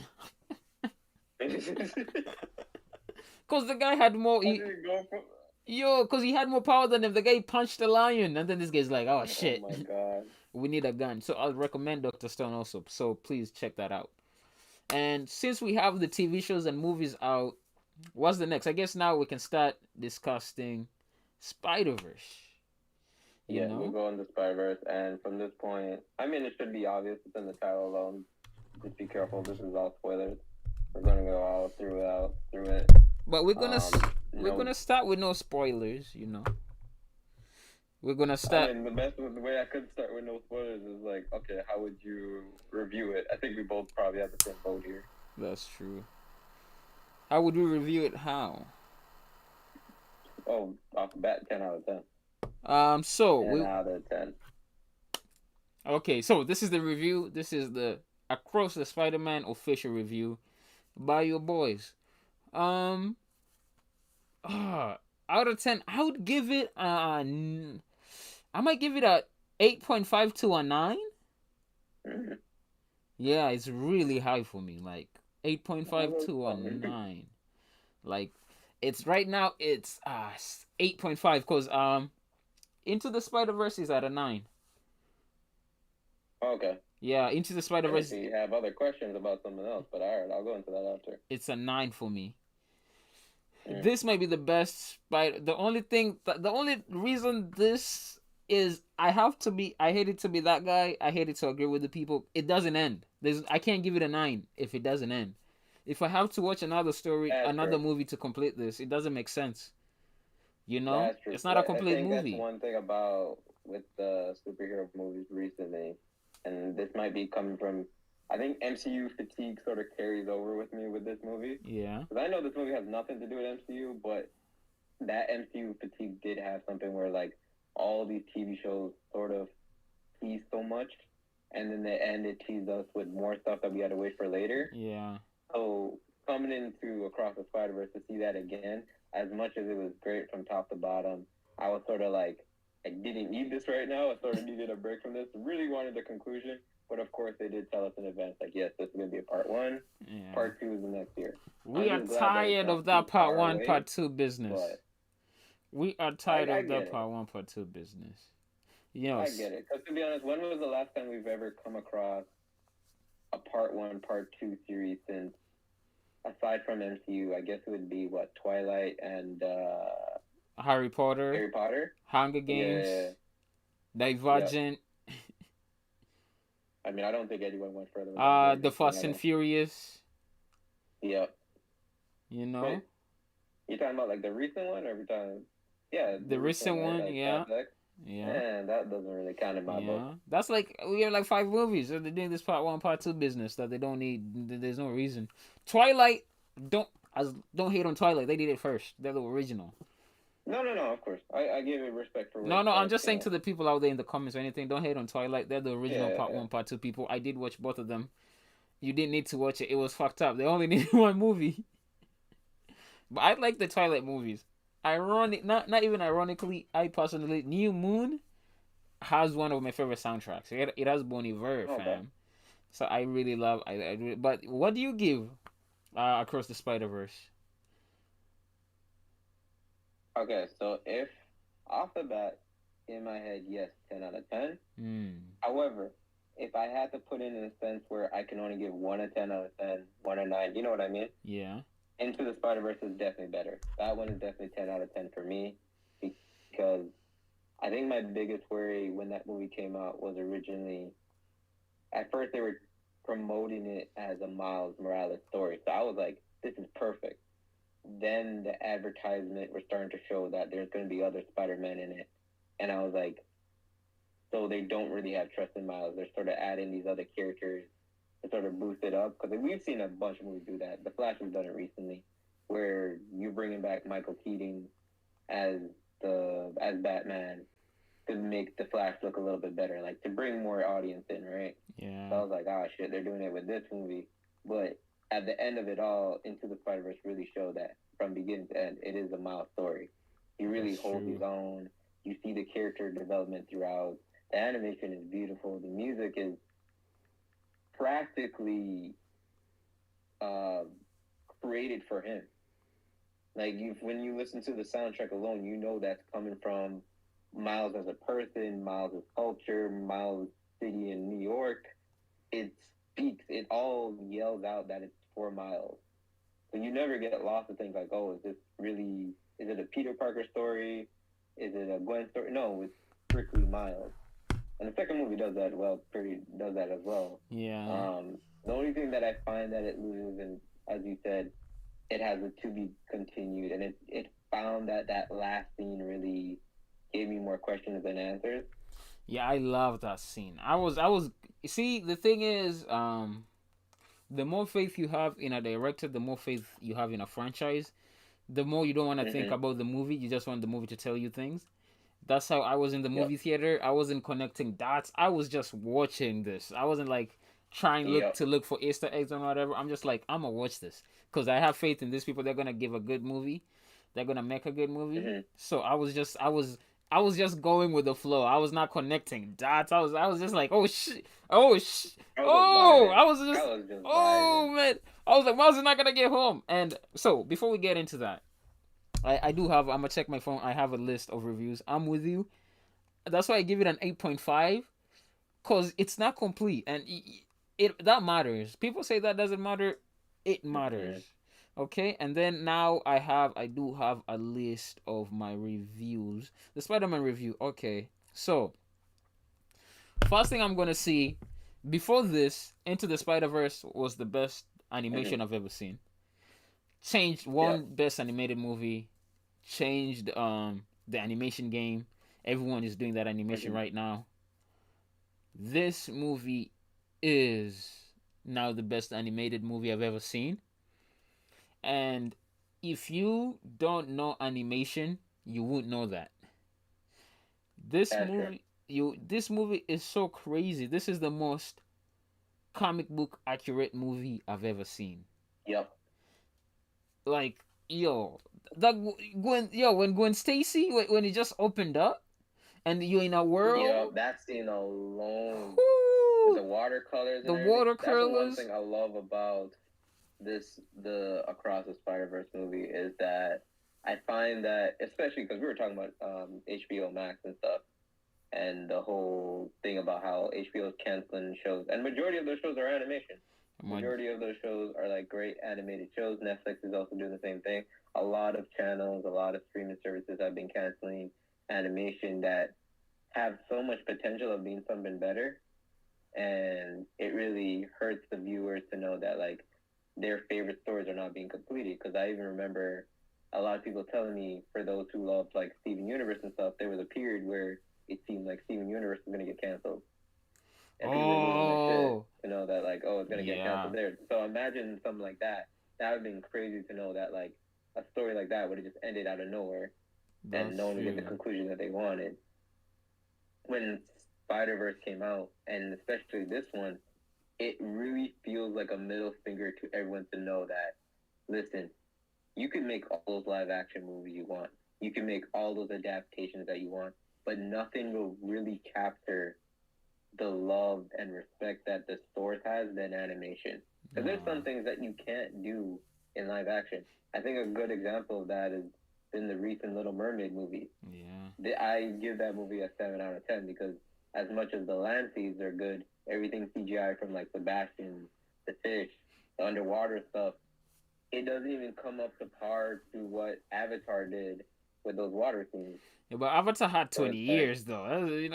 That's they had years. They crazy. had years, right? Yeah, yeah. But speaking of animation, just checking my camera, people. So speaking of animation, this movie also it has performed better than the only movie that performed better than it this year would have been Super Mario Bros, which was another animated movie.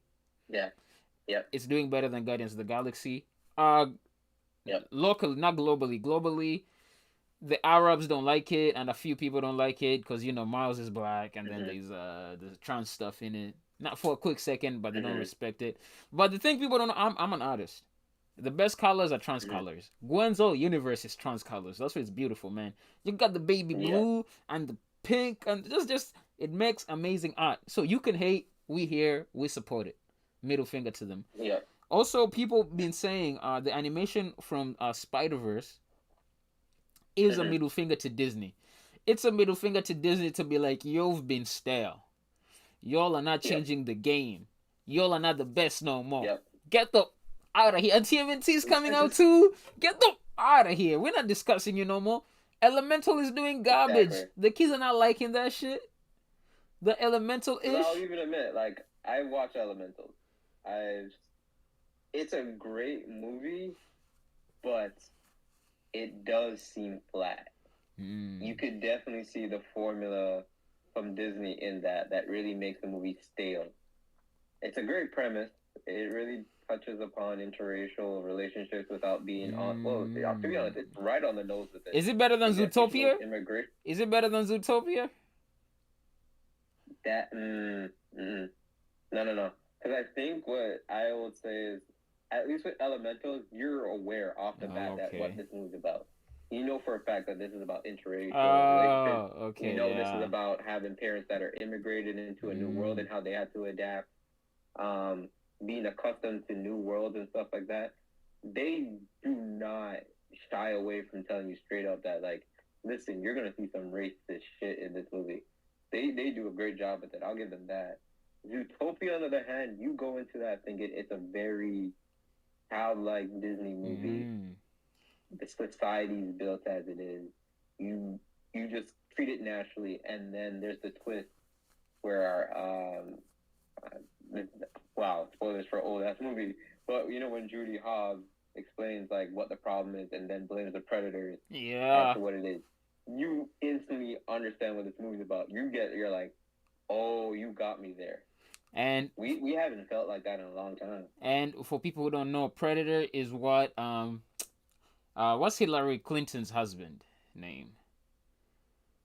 Hillary Clinton, Bill Clinton. Bill Clinton. That's what he was called. That's what they were calling black boys in the Americas. They were calling them Oh super yeah, predators and stuff like that. They're like kids who like their parents did crack, say they're gonna be super yeah. predators. Mm-hmm. That's why the Mm-hmm. school jail industrial system like pipeline started. Like yo, Zootopia is Mm-hmm. crazy. For you don't know what Zootopia is wild, yo. Like I watched Dalton Zootopia like did a four crazy times. job at it. Shakira is in it. I love Zootopia, man. Yep. You should go check it out. But so, Zootopia is the last good thing Disney did. Inside Out. We're not gonna go. We're discussing Spider Verse, but we're just letting you know what animation was going on. Inside Out was the Mm-hmm. last Disney thing I loved. The last Disney thing that I gave like a 8 to be like this Mm-hmm. is a classic. Everyone I know should watch this was Inside Out. I didn't watch Soul. Yep. People tell me Soul is pretty good. Soul is good. I'll Mm. admit that Soul does a great job of showing what to do when you find your purpose, to really live it to the fullest, and like really gives an outlook of like how much life can give you and how granted it is that you can do all these things and why you should Mm. live your life to the fullest, but also understanding that there are some precautions here as to chasing your dreams and stuff. Does a great job. The only issue I have, and I think a lot of people in the community that have been talking about this, is that whenever it comes down to Disney making a black film, for some reason we have to be converted to something else that is outside of what we were initially designed to be. So, like for example, if you look at Princess and the Frog, yes, it's the first black Disney princess, but majority of the film he's a frog, Mm-hmm. and even like the prince, he is turned into a frog majority of the film. Um, Another one is if you look at even Brother Bear from a First Nations film, you only have 15, 20 minutes of K9. If I'm Kenai, sorry if I'm pronouncing that right. Yeah, Kenai. And then he's turned into a bear for majority of the film to find himself. And then he never turns back. And then they do that for a lot of the films. Soul is similar to that, where you turn into a soul. And it does depict like a great idea of like what the world is like in a black community, but it still takes it away to know that majority of the film, Jamie Foxx is not a black person for a majority of the film, so it takes that away. But overall, that's a great film. After that, I will say there's still some other good movies. There I'll say is. Encanto. Yeah, but they were Coco not. is a They were. great They were not film. that. They were not. They were not that. Encanto is good because streaming and music, Coco, but it's not that. Encanto is not that. Like it ain't no Inside Out. You know that's what I'm saying. Like Encanto. The only thing I'll say about it, music is great, but I hate that Marvel has been making these films. I think they did that with Turning Red, sort of mm, this premise of like, listen, you can talk back to your parents. Bro, don't give me that advice. Don't nah. ever give a kid the advice to say you can talk back to your parents, especially from having a family from like people of color and stuff. It never turns out the way that we want because I'm sorry to say, but like some of our parents are like extremely stubborn and Yeah. it's just because of the way they're brought up. But There's some things that you just can't change, you know. that's for the white people. Yeah, yeah. If you're some person of color, don't talk back to your parents, man. Just go to your Mm-hmm. grave, dog. Like, so and Just leave it. Let it be. let it be. And talking about, we're gonna talk into the Spider Verse real quick. We're just still reviewing, ladies and Mm-hmm. gentlemen. They switched directors for you who don't know. Because I remember the first director was That'd be Rodney good. Rothman. He was one of the first directors, Yeah. and then this time they have three directors, and actually they added a person of color in there too this Yeah. time, Yeah. and I think they poached him Mm-hmm. from Avatar. They poached him maybe from like I think Legend of Mm-hmm. Korra. Yeah, that's what happened. So, and the best thing, and the reason I'm bringing that up is I've been seeing interviews with them and what they've been saying, what they did with Miles. So for the we've decided to give it an 8.5. If we were judging it outside, would give it a 10, but it's an 8.5 because it's not Mm-hmm. done. It's an incomplete story. You I'll have to give it be a fair. 9. I'll Yeah. give it a 9. Eighth one's gonna give it a 9. I'm gonna give it an 8.5. I'm gonna watch it a few more times. Mm-hmm. I might update it. But there's a very interesting thing they're doing with Miles. They're saying, cause Bendis made Miles. And Mm-hmm. I think he also Bendis has like an adopted black daughter. So he made a Spider-Man Oh, okay. for her daughter. If I'm not wrong, I will check that. Let me check that and make sure I am right, not to put weird things.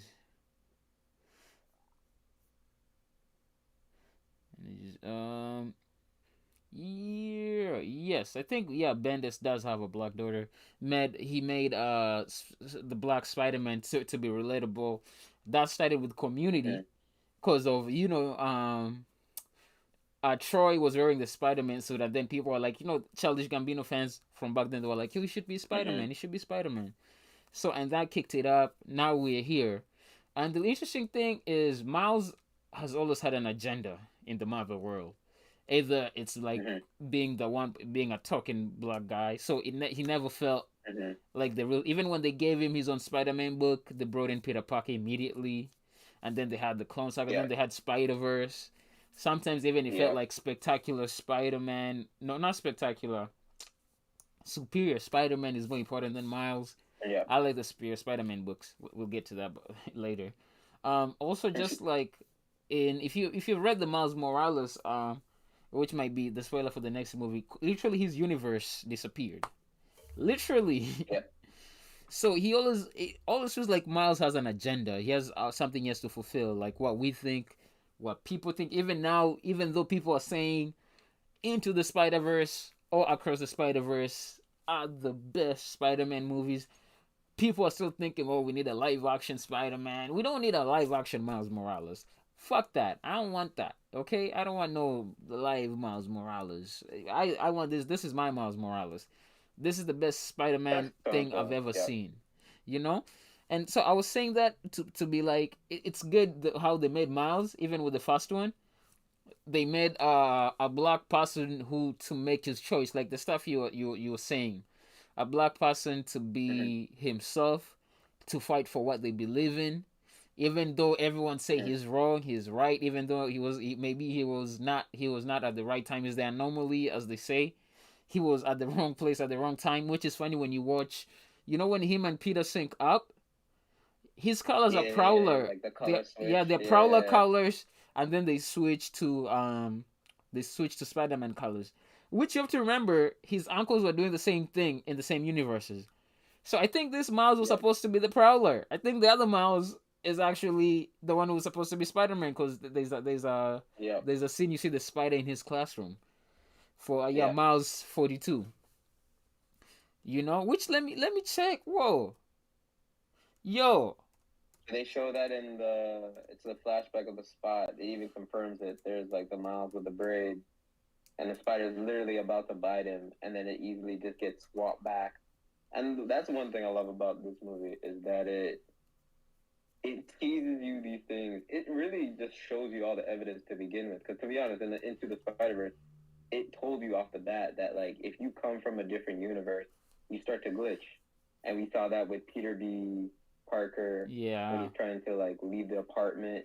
We saw that with Penny Parker and all of them as they're like, "Yo, we got to get the machine working and get back to our world." yeah, But no one really caught that attention to know, like, wait, that spider glitched in that intro scene when Miles was like doing the painting. It was right there in front of our eyes, and we just never thought anything bigger than that. And then they finally reintroduced it there, and we're like, oh my god, there it is. There's the payoff. The bagel thing was also funny to me. Like, that's as true. much as I was like, oh, okay, yeah, you could make that happen. That was funny to me. But yeah, the spider was a big one. Um, what else could I say about the film? Uh, Animation wise, they definitely topped it than the last one. I'll say that. Mm, But I think it's because of a lot of different styles that really showcase. You can see how much effort is put into each Spider-Man out there. mm. This Yeah. and that's what I'm saying. Like the elevation of Miles, and also I was checking it. 42 is the number of Jackie Robinson. Yeah. That's crazy. I'm gonna look into that. Is that a coincidence or is this planned? And that's what I was saying. Like in this movie, like this is the first black superhero with a choice. He had a choice Mm-hmm. to be a superhero. He could have stayed in school. He had a choice. That's why I love Miles so much for people of color and black people, and he's Mm-hmm. also Hispanic. Never forget that. Um, he's like it's not like, as you say, it's not like something happened to him. He has to go outside himself. He's literally Mm-hmm. he fights being Spider-Man. He was never even comfortable with being Spider-Man. He was out of his skin. His whole powers that someone was Mm-hmm. describing is anxiety powers. He disappears. He shocks you. Yeah. Like, like his powers are uncomfortability powers. And actually, I remember the scene in Into the Spider-Verse when he turned into Spider-Man and he turned into a comic book. I love Yeah. that scene. Yeah. And I love that the person who brought the spider to this universe is his biggest is his now we're gonna say Kingpin. Kingpin is the one of the greatest villains ever, but we're gonna say his second Yeah. biggest villain, the Spot, is the one who brought the spider to him. So technically, how the Spot is acting is how Miles is supposed to be acting. The Spot Mm-hmm. did change Miles' life. The Spot is the reason Miles' dad's gonna die. You know, the Mm-hmm. Spot is the reason all this is going up. He's the one who brought the spider to their universe. And but then Like he's the problem, and I he's the think that's problem. what I find is funny. Yeah. I think that's the one thing that a lot of people are not seeing because I think when I came out of the theater and I was talking to all my friends out of like we were talking about our experience and everything, everyone was going off about like yeah Miguel's gonna come after him, Miguel's gonna switch over to be the big villain, the Spot isn't gonna be like the second. I'm like no, I think that's where the miscommunication is. I think it's Miguel that doesn't understand that like even though Miles' path of being Spider-Man has sort of was not supposed to happen, as we're being told, it's not Miles' fault. And for Yeah. some reason, even though Miles had no control of it, it sort of led to a lot of things getting away with. And Miguel is not noticing that even though things didn't end up being faithful to the canon events, because if we think about it now, Miles is the reason why Peter B. Parker decided to go back with MJ and have a kid. If it Yeah. wasn't for Miles, he would probably still be on that depressing story of his life. Gwen, on the other hand, I think in a way Gwen needed that because from what I'm understanding here, when she lost Peter, that was before Miles. So she was definitely in this stage of like isolation, sticking to just being a superhero, and then just lying about it with her dad. If it wasn't for Miles crossing over to that world and then come back to confess it, we wouldn't know. Like from what we understand, there's a lot of things that Miles has influenced in different worlds. That if that didn't happen, or for it to happen, Miguel should acknowledge that. Oh, so if he did that in your world should have been destroyed, right? And they're all saying no, we're all good. So from what we understand there, Miguel is sort of missing something about it with his algorithm or whatever to know that it doesn't take a canon event to destroy the world. It's probably something else. It's either something that he's not telling us as the viewer, or it's a missing step.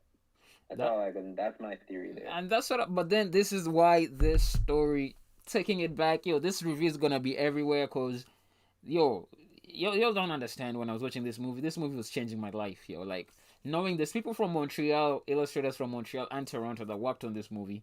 A lot of people worked on this Mm-hmm. movie. This movie took since 2018, fam. That's like 5 years. It took 2018, and then they said even one character took 3 years, which was Hobie. Yeah. Hobie took 3 years to animate.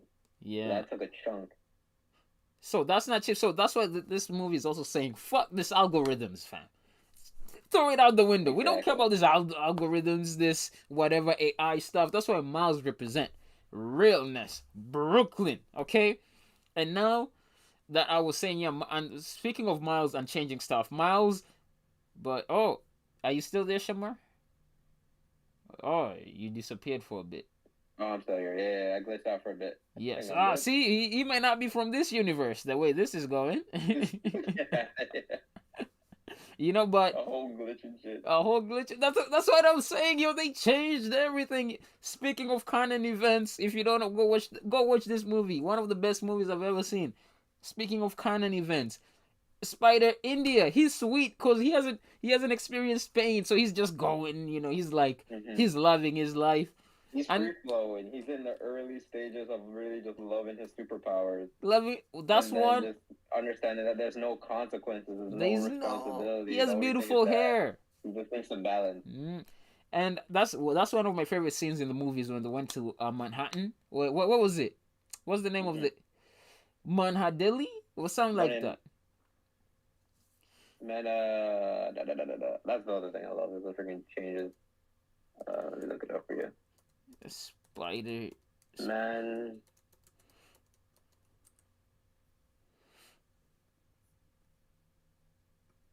I keep forgetting the names.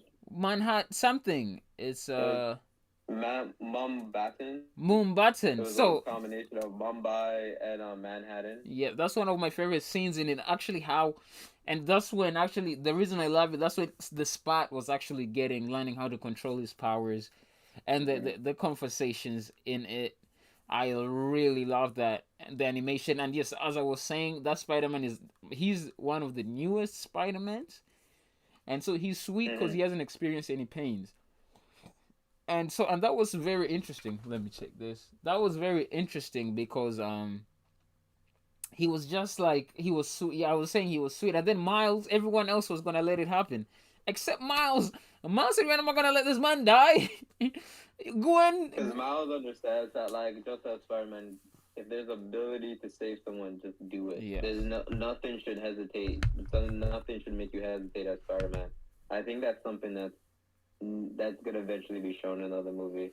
Because yes. I don't know if you want to go into that yet, or do you still have more to cover? No, I got my whole theories no, running off in no. my head right now. I have to. So before that, even we jumped up forward, and so we're gonna start this. I'm gonna go with the cast.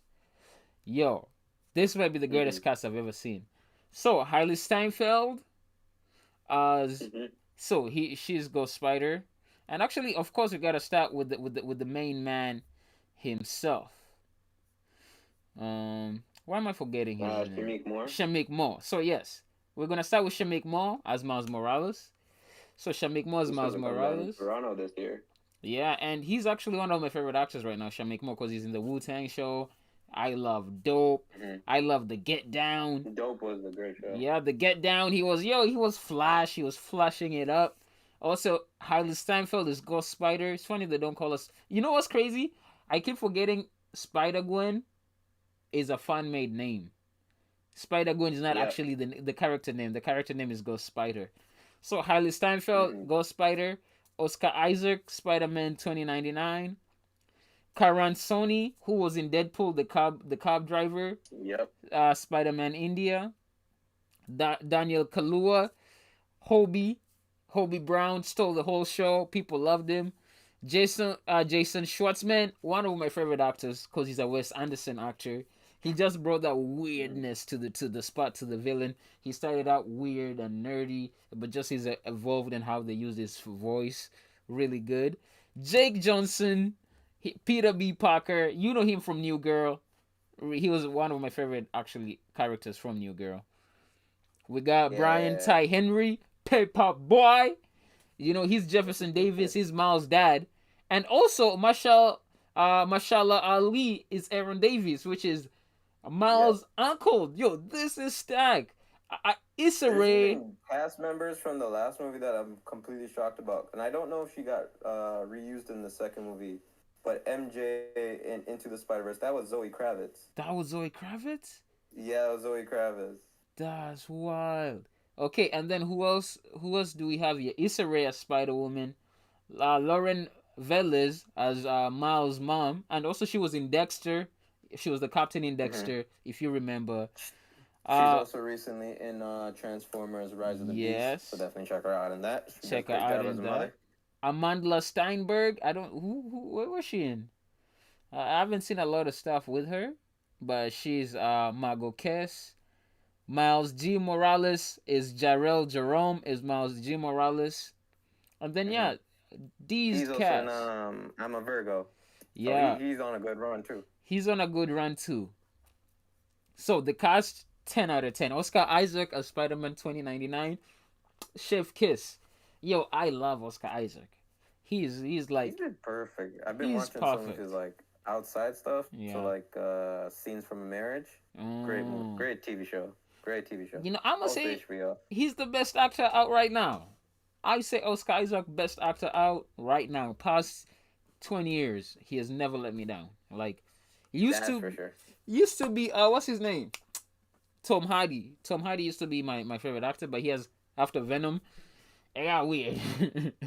I think that's when like every actor is like, dude, I want to chill. I don't Yeah, want to make anything extraordinary. I just want to do dumb yeah, stuff, you know. that's true. When they need And that's what we're money, seeing John Cena do, man, during the Fast yeah, and Furious. Well, I love John Cena as an actor. that's I don't care true. what anybody says, but I loved him in Bumblebee. He was good in Bumblebee, and he was in another movie, Vacationers. He was in a few movies, and so Yep. and so we're gonna jump into the plot. What did I think about the plot of Across the Spider Verse? It was really good. I've had a few people complain about even starting it with Gwen's World because that was 20 Yeah. minutes before even the intro. I love starting with the drumming. I love that shit because that was like just it started with so It much was needed. chaos. It was needed. You It needed was to know. needed.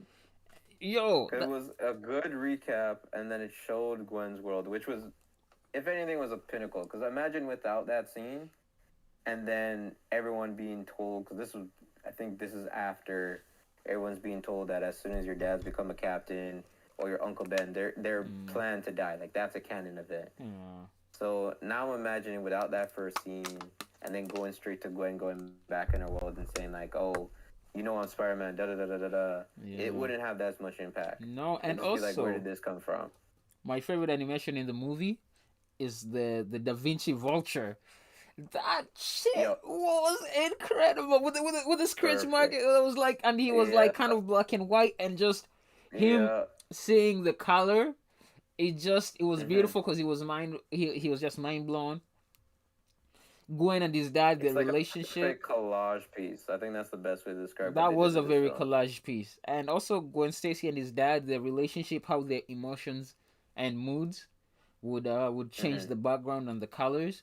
That was beautiful. And then when they went to the museum or the art gallery, oh man, the Yep. vulture was beautiful. And then that's when Spider Woman and Miguel, when Miguel Mm-hmm. came in, it was and The then it just music, he looked at his her. introduction, it was just perfectly Jeez. animated.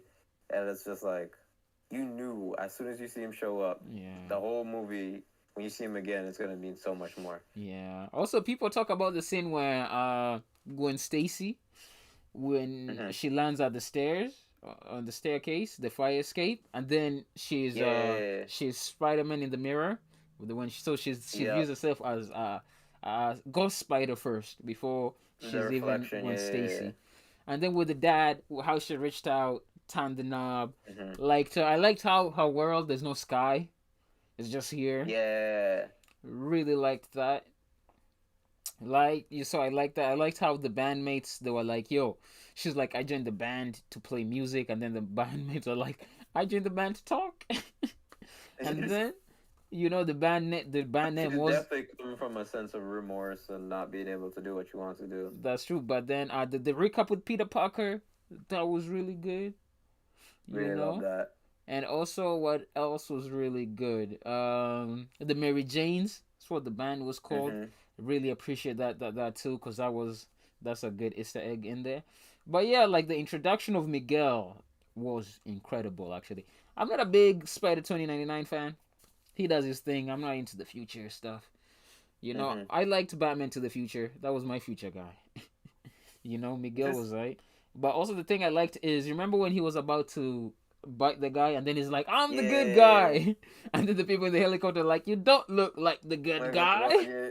That was a My so brother's been like deep diving to see like what does that scene mean? Because like he could yeah. have just done it. What could it have been? He could have just dipped. So it must have been something as to Yeah. why he Because stopped. it I don't wouldn't know look what good could because be. they wouldn't think he's the good guy. That's the thing. Because he's still a Yeah. Spider Man. Even when, remember in the middle of the movie when Gwen was like, we're supposed to be the good guys, and then he Yeah, whispers, we are the good guys, because as a Spider-Man you still have to be the good guys, it doesn't matter. yeah. So I It definitely has to be something else. Well, we'll get into that after. We'll yeah. get into that. Yeah, Also, and then, when then the Vulture throws some bombs, and the bombs, it was amazing because with this Vulture scene that we were explaining, as Eighth Wonder explained, it was like collage, but it was yep, sketches. Like they were showing you the formula on the math of how the yep. Vulture was functioning, and so when he threw the bomb, the helicopter came down, crashed it, and then it was going down, and then Gwen went into the zone, and Like that then Sing Sing with the music, with the music and then helicopter, with and the drumming, everything. and then she realized, if I'm Spider-Man, I don't need to tell the other Spider-Man on the other universe what to do. They'll just Hmm. know what to They just do. know off the bat. Yeah, Yeah, and then she just what woo, and then it came down, and then it was crazy, and then Miguel was like, that's what I would have done, and then Spider-Woman is pregnant. I don't know what's going on. yeah. Issa Rae. That's from like the whole. Because I remember there was the Scroll series, wasn't there, where Jessica Yeah. Drew was like pregnant. She had to like go on a whole mission while she was like in her third trimester or something like We thought that. that was It was Tony's wild. baby. Remember? That's when her and Yeah, She-Hulk were homies. That's when you have to put Spider-Woman and like, actually no, Miss Marvel was her and Miss Marvel. Miss yeah. Marvel came by, was like, "You're pregnant? What's going on?" I do have it here. The Spider-Woman from like 2014 when she was Oh shit. pregnant. Yeah. Always loved the Spider-Woman costume. Always liked the orange with the red. Hmm. It always looks psychedelic to me. Also, I like that. And that's the opening scene. And then after doing all that, Ghost Spider, Gwen Stacy, is injured. She's on the ground. And then the dad comes with the Glock, with the knife. Yeah. The dad is like, freeze, we are arresting you. You killed my homeboy Peter Parker. And then Gwen Stacy is like, it's me, dad. Spoilers. It really put a lot of tension because you knew off the bat, like Yeah. you knew it was gonna go left. You knew for a fact he wasn't gonna adjust to it, but to see it really in front of your face and like have the duality when it goes back and forth, where it's like the Yeah. father is trying to understand, like, yo, what do I do here? Like, that's my daughter. And then you have Gwen practically begging, like, look, I didn't do it. I didn't kill Peter. You need to believe me, all of this. And then to see him, like, nah, put your hands down and stuff, it really put a lot of tension and really put you guys to know Gwen is really by herself. And then he And shot it in the air. Pow! The yeah, like movie that's how you theater know he went was serious. quiet. The movie theater went quiet. Also, cause I go to watch movies on Thursdays. I hate watching movie with the regular folk and their children. I'm just not for that. Yeah, I find that when I go to movie theaters now, and I don't know if it's just because of my area, um, a lot of people are not taking the movie experience serious as it used to be. Yeah. Because I remember when you go to a movie theater, you sit down there and you just enjoy everything that's shown to Yeah. you. I'm starting to notice that there's a lot of people who just bring out their phone, using it nonstop, Yeah. talking in the movie. I had one guy who was literally on TikTok. I went to go see Ant-Man. This man was on TikTok on full blast, like brightness, volume, everything. And we had to kick him out ourselves because no one was able to. I hated that experience so much. And I'm starting to see like a pattern of it. Yeah. But I think that's one thing I love about Spider-Man 2. This was the one rare time where everyone's like, "No, I'm gonna shut up and actually watch this. I'm gonna actually enjoy this." But you went on Thursday. Yeah, I went on Thursday. I always go on Thursdays. Yeah, but see, but then Fridays are a stretch. Saturdays are the worst because that's when no one's in school. People are taking your seat. Yeah, that's when they bring their kids and their kids act up and everything. And that's also why I go to IMAX, because if you spend 20 to 30 bucks on a ticket, you want to enjoy that shit. Mm-hmm. So you're not playing with your phone and stuff. So so after the dad shot in the air, like my movie theater went quiet, man. Mm-hmm. And then 2099 froze the dad. Then Issa Rae, Spider Woman, was like, yo, Give her sympathy and yeah, stuff we like got. I'm a that. mentor her, but bring her with us. And then Miguel was like, oh, okay. And then just how their portal looked. Mm-hmm. So the way I'll explain this animation to people, like the first animation was like between stop motion and comic book. Yep. That was the first Into the Spider-Verse. This one, because they're dealing It's a with duality of so many so things many, that you because they're don't dealing even in know so what to many concentrate on. universes. You just know.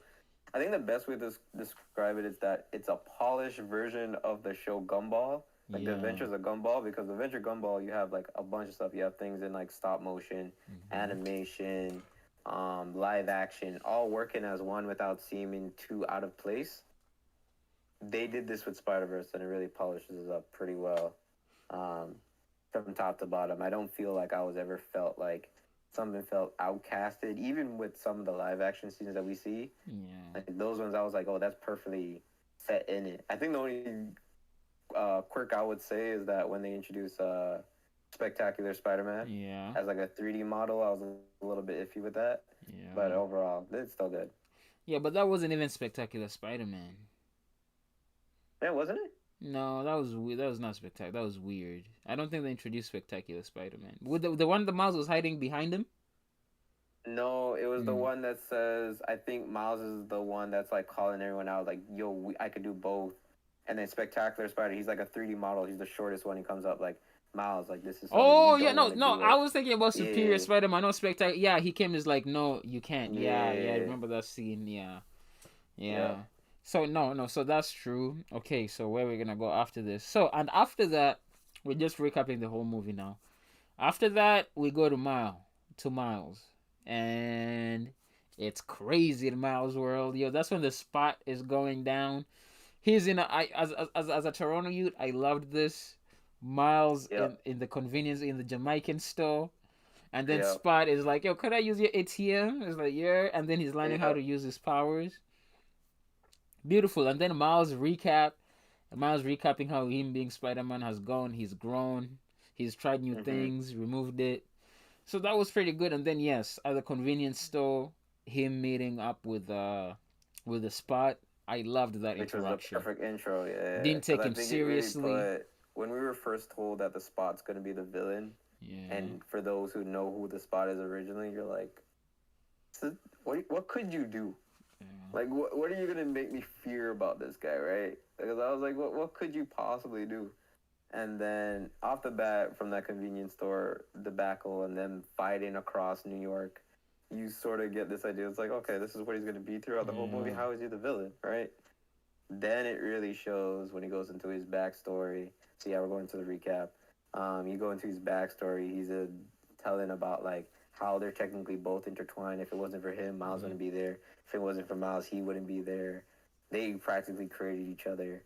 But it's just been on his end as the worst because he lost everything. That's true. Um, and then from that point onward, we start to get a tease as to what he can be. He's still Yeah. treated as a joke because even as a serious voice, and I love that it's the guy from Scott Pilgrim voicing at the Yeah. spot. He's Yeah, I the love him. villain.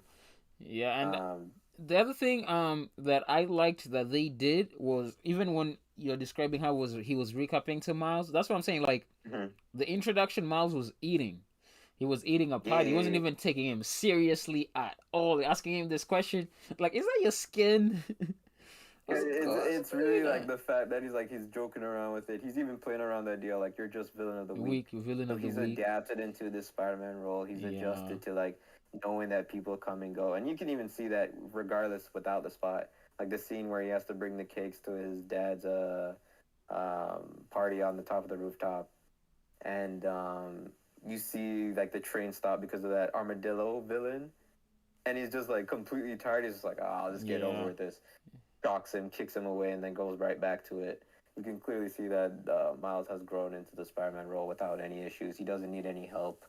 He's he just feels a little bit overwhelmed with balancing school, balancing as Spider-Man, and he definitely feels a little bit isolated to know that like the people who sort of made him who he became, um, they're not around anymore, and there's no That's way to true. really reach out to them. He has no one to So he's a relate little to. lost. Yeah, he has no one to relate to. He has no peers. But the other thing is, the Spot is the guy Miles threw the bagel at. So he was trying to remind him, like, you don't Mm-hmm. remember me? You're the guy you hit with the bagel. He's like, I throw food. Oh no, actually, I went too far. So the first thing is, this is going on. His mom and his dad are in the school with a meeting with like the principal or somebody discussing Mm-hmm. Miles' future, and then they're in the phone with Miles, and then his dad is talking to him like what Miles is messaging him. Yeah. It's so funny, man. That scene died, and then he does that. he kind of traps the Spot, but he doesn't take him serious enough to put him away. He just leaves him there. Then he tells his roommate, "Yo, call the police." But then his roommate is like, "Yo, I'm not your behind the desk computer guy. So Yeah, don't put me in that. That's you." Like, but then he's like, "Yo, you look swamped, fam. You should chill." exactly. You And can then see that there's a lot of Miles played and the duality of him trying to yeah, balance both worlds and stuff. Um, and then like especially now because I'm sorry that Gaddis counselor dog she definitely go into his head top saying yeah, he's lying to you. yeah, Now they're always all on top of him but like oh what are you doing, what you doing on the side and stuff like yeah, that. And you sort of get it, you get why Miles's parents is a little bit overprotective. They want him to have a good future, they want him to be at the best of his ability, they want him to get his studies right. And I think even though they acknowledged how much the loss of Uncle Aaron has done to Miles, they still have that parent mentality to say like I don't want you like my brother. I don't yeah. want you to fall down to whatever he may have done. Yes, true. And funniest thing, he got a, was it a A minus or a B minus in Spanish? I think it was like B minus, and Was it? of course his mom is a little bit on his ass about Yeah. like, yo, how like we speak Spanish in our house. How the hell are you failing? And speaking of that, that ties in with the end where that Spider Man actually has a Spanish accent, Mm-hmm. which is Cause he, crazy. And so, and yeah, both him and his dad live, and actually, that's one of my favorite interaction is Spider Man and his dad dealing with the Spot, and his dad actually agreeing with the Spot, and a yeah. lot of the things the Spot was saying. It's like, it's Cause like he yeah, clearly sees it. He's just like, dude, I'm gonna be real with you, Spider Man. Like as much as you're helping me out here, the other one was much better. I didn't yeah, have to go through that shit. that's true. And then, and his dad just became captain, which is Yeah, a yeah. tie-in Oh later. no, he doesn't become captain yet, but he is promised to get He the is role eventually. promised. Yeah, he is Yeah. promised. And so yeah, and Miles does, and Miles needs to buy the cakes, take it back to the captain party that his dad's Mm-hmm. having. And but then he's still dealing with this guy. Yo, it's crazy. He's still dealing with the Spot. He's Oh, the going home. interaction there. He ruins the cake. And he goes, and the party scene gave me anxiety, fam. Cause just how upset. And he was talking back to his parents, but I was understanding him because he couldn't tell them really what he's doing, you know? And I do love the scene of how he's going up and he's changing Mm-hmm. and he's going down, he's changing. Yeah, I found that animation to be. Whoever did that, I'm gonna find out who they are on Twitter and Mm, give them the love that they deserve. that's But true. that animation sequence alone was perfect. That's Like the perfect. way that it's like completely, it feels smooth. I don't feel like there's any gaps. Even if there's like sketch marks here and there, it feels like Yeah. it's supposed to be part of it, which is what I love about animation. It really shows the pinnacle, and it really inspires other people to sort of do the same thing.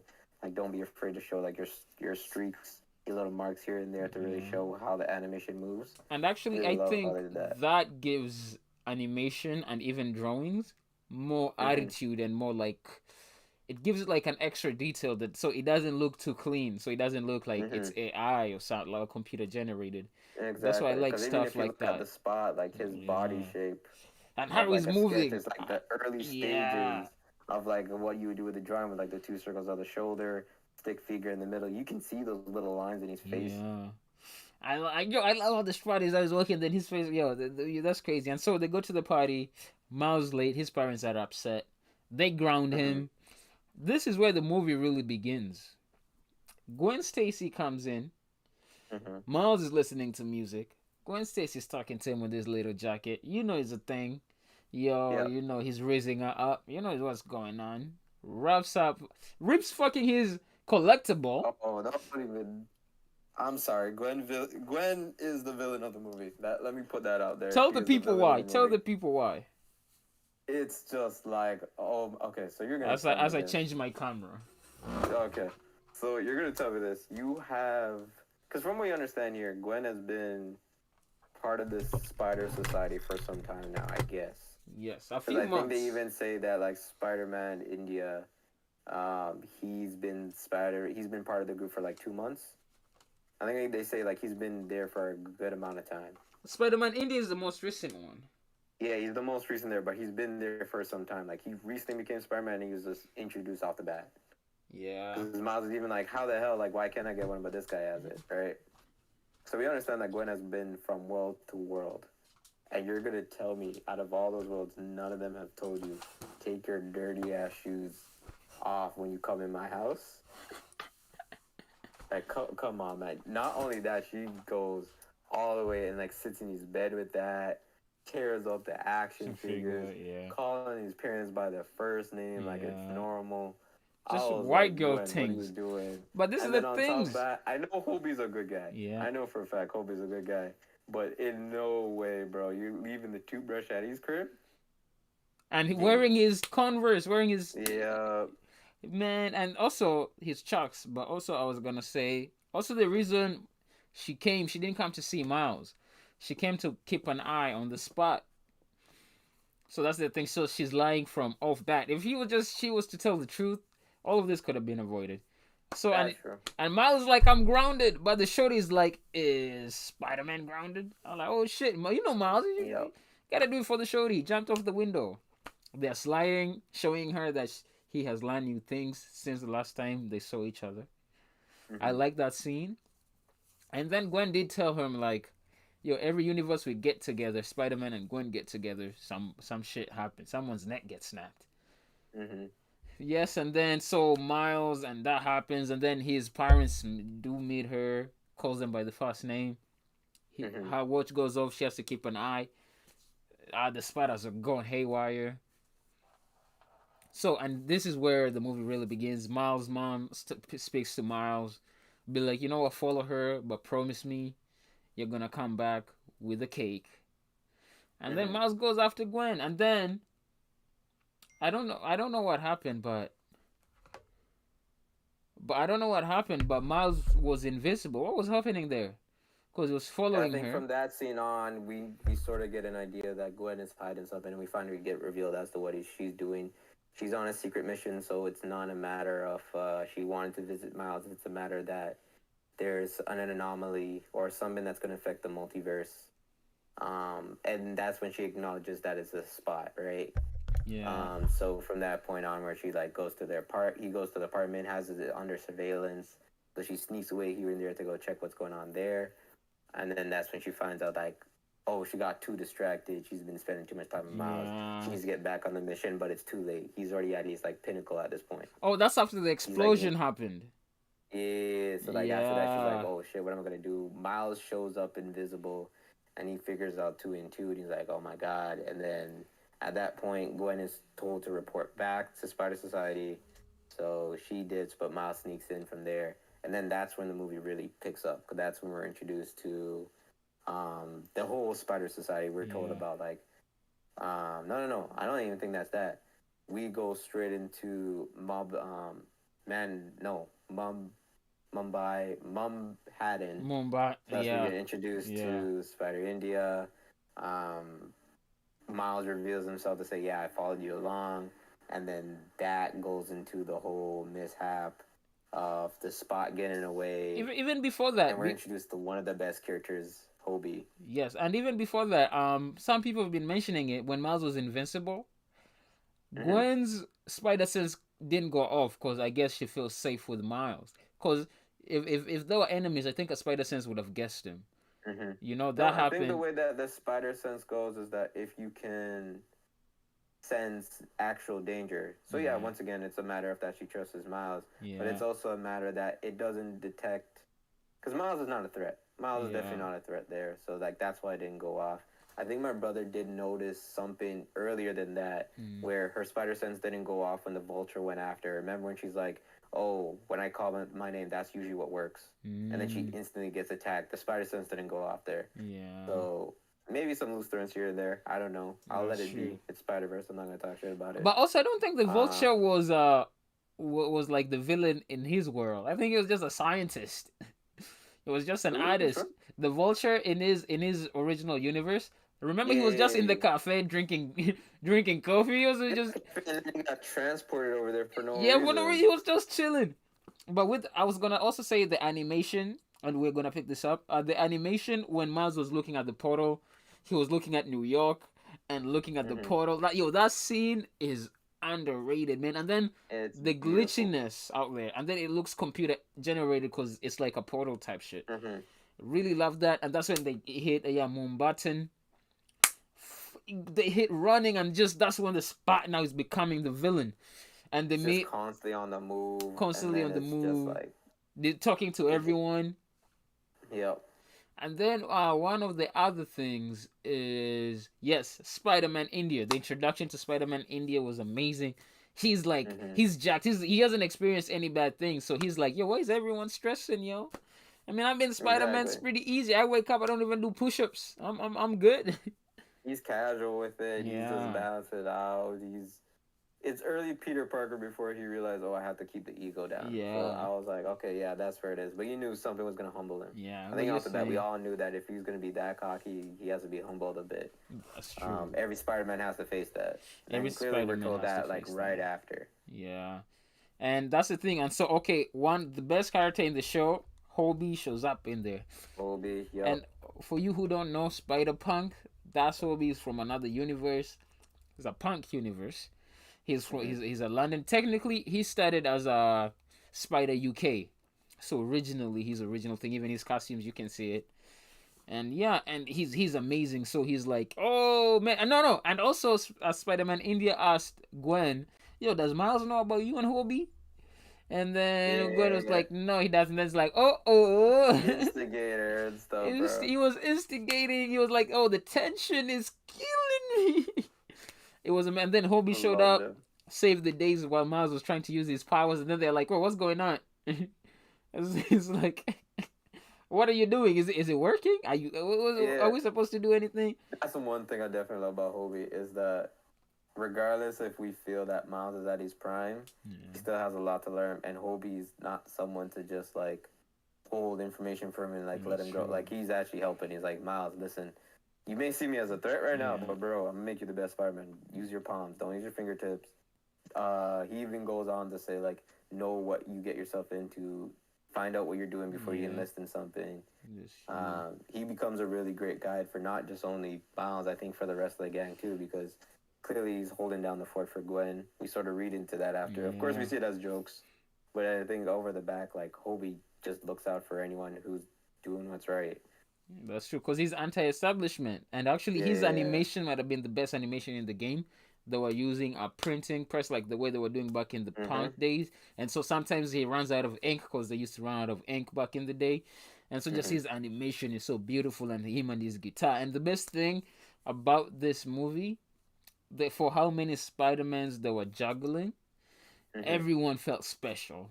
Everyone had their Everyone, own yeah, thing. they felt Everyone like had they their all own had a personalities. purpose. Yeah. One didn't seem the same as the other one. They're all creatively put together. You can even tell that may have been a job where they're like, hey, two animators, you have to work on this Spidey. And that was a passion project for everyone to be like, no, this is great throughout the end of the day. And to have it voice acted, if they had the chance to do that too, that's great too. And that's true. And that's the other thing I was gonna say. Like, and we're gonna get to the Spider Society now. Hobie was holding it down. He wasn't hiding anything from Peter from the Mm-hmm. get go. He was saying, "Yo, she's wearing my chucks," and then she's like, then he was like, "Yo, Gwen, you left your sweater," and then Miles is like, "How many sweaters you got?" Yeah. Just leaving sweaters, and now the dudes took leave the toothbrushes, and then they dealt with that. There was a hole in Mumbattan. No, Miles. So then Gwen It's received a pretty call. much wipes it. He pretty Yeah, much he wins at the end of that, and then but of yeah. course they are able to save the I think it's the dad, but it's not his dad. No, It's is the dad his of the love girl. interest dad. Yeah, Yeah, the they captain save of that him. world. Yeah, and then the Yeah, spot before he leaves like a huge gap in the world or something yeah. like that. And Miles And stops that. We have to say Miles stops that canon event. That's how we get what a canon event was. And mhm, Ghost Spider Gwen was trying to assault Miles, but Miles was like, "Nah, we're not letting people die. We're Spider exactly, Man." because he's just doing that out of the will. This is not Yeah, him sort of acknowledging what the Spider Society is supposed to do. He doesn't know yeah, about canon events. He doesn't know. This is just out of the pure will to know if there's a person to save, we save them. We should do yeah. it. It's four of us. Why can't we stop, right? And then Um, Spider India was going, and he thought he could do both, but he couldn't. That was yeah, supposed so to you be can his clearly see like lesson. every Spider-Man has that Yeah, quality where they feel like they could do both. I think we're yeah. even told that from like Spider-Man 2 with Tobey Maguire when he's balancing and stuff, right? That's true. And so and that's actually you could see the bond between Spider-Man India and Miles Bond there. It's like, yo, you my boy from now on. You saved it, you saved Mm-hmm. this, you did this, and then they started chanting him, and then Hobie was like, Man, like Miles. It was a Mhm. great scene. It was a great scene, and then we go to Spider Society. You meet and then you meet all the spiders you want. Like, it's crazy. I wasn't Spider Man out, but it was a lot of them. It was crazy to keep up in that lobby. It was like a You Spider knew, Man like, lobby. when you go rewatch it, you're constantly looking back to say, like, did I miss any? Da da da Yeah, da da. Right. So it was great to see how they all turned out. They're animated perfectly. You could see how their society works out. And then we're introduced into, I'll say, the big bang of the movie, which is yeah. pretty much returning back to Miguel, Miguel reporting back to him as to what went wrong, and with the then you, chimichangas. yeah, No, you was can it tell what like was it? Was Miguel the is off that empeñadas? bat. It was the empeñadas. Yeah, because they're all saying like, "Oh, he usually loves it," Yeah, and then this time he just tosses it out, yeah. which might be a hint to something else. We don't know. That's true. That's something I have for later.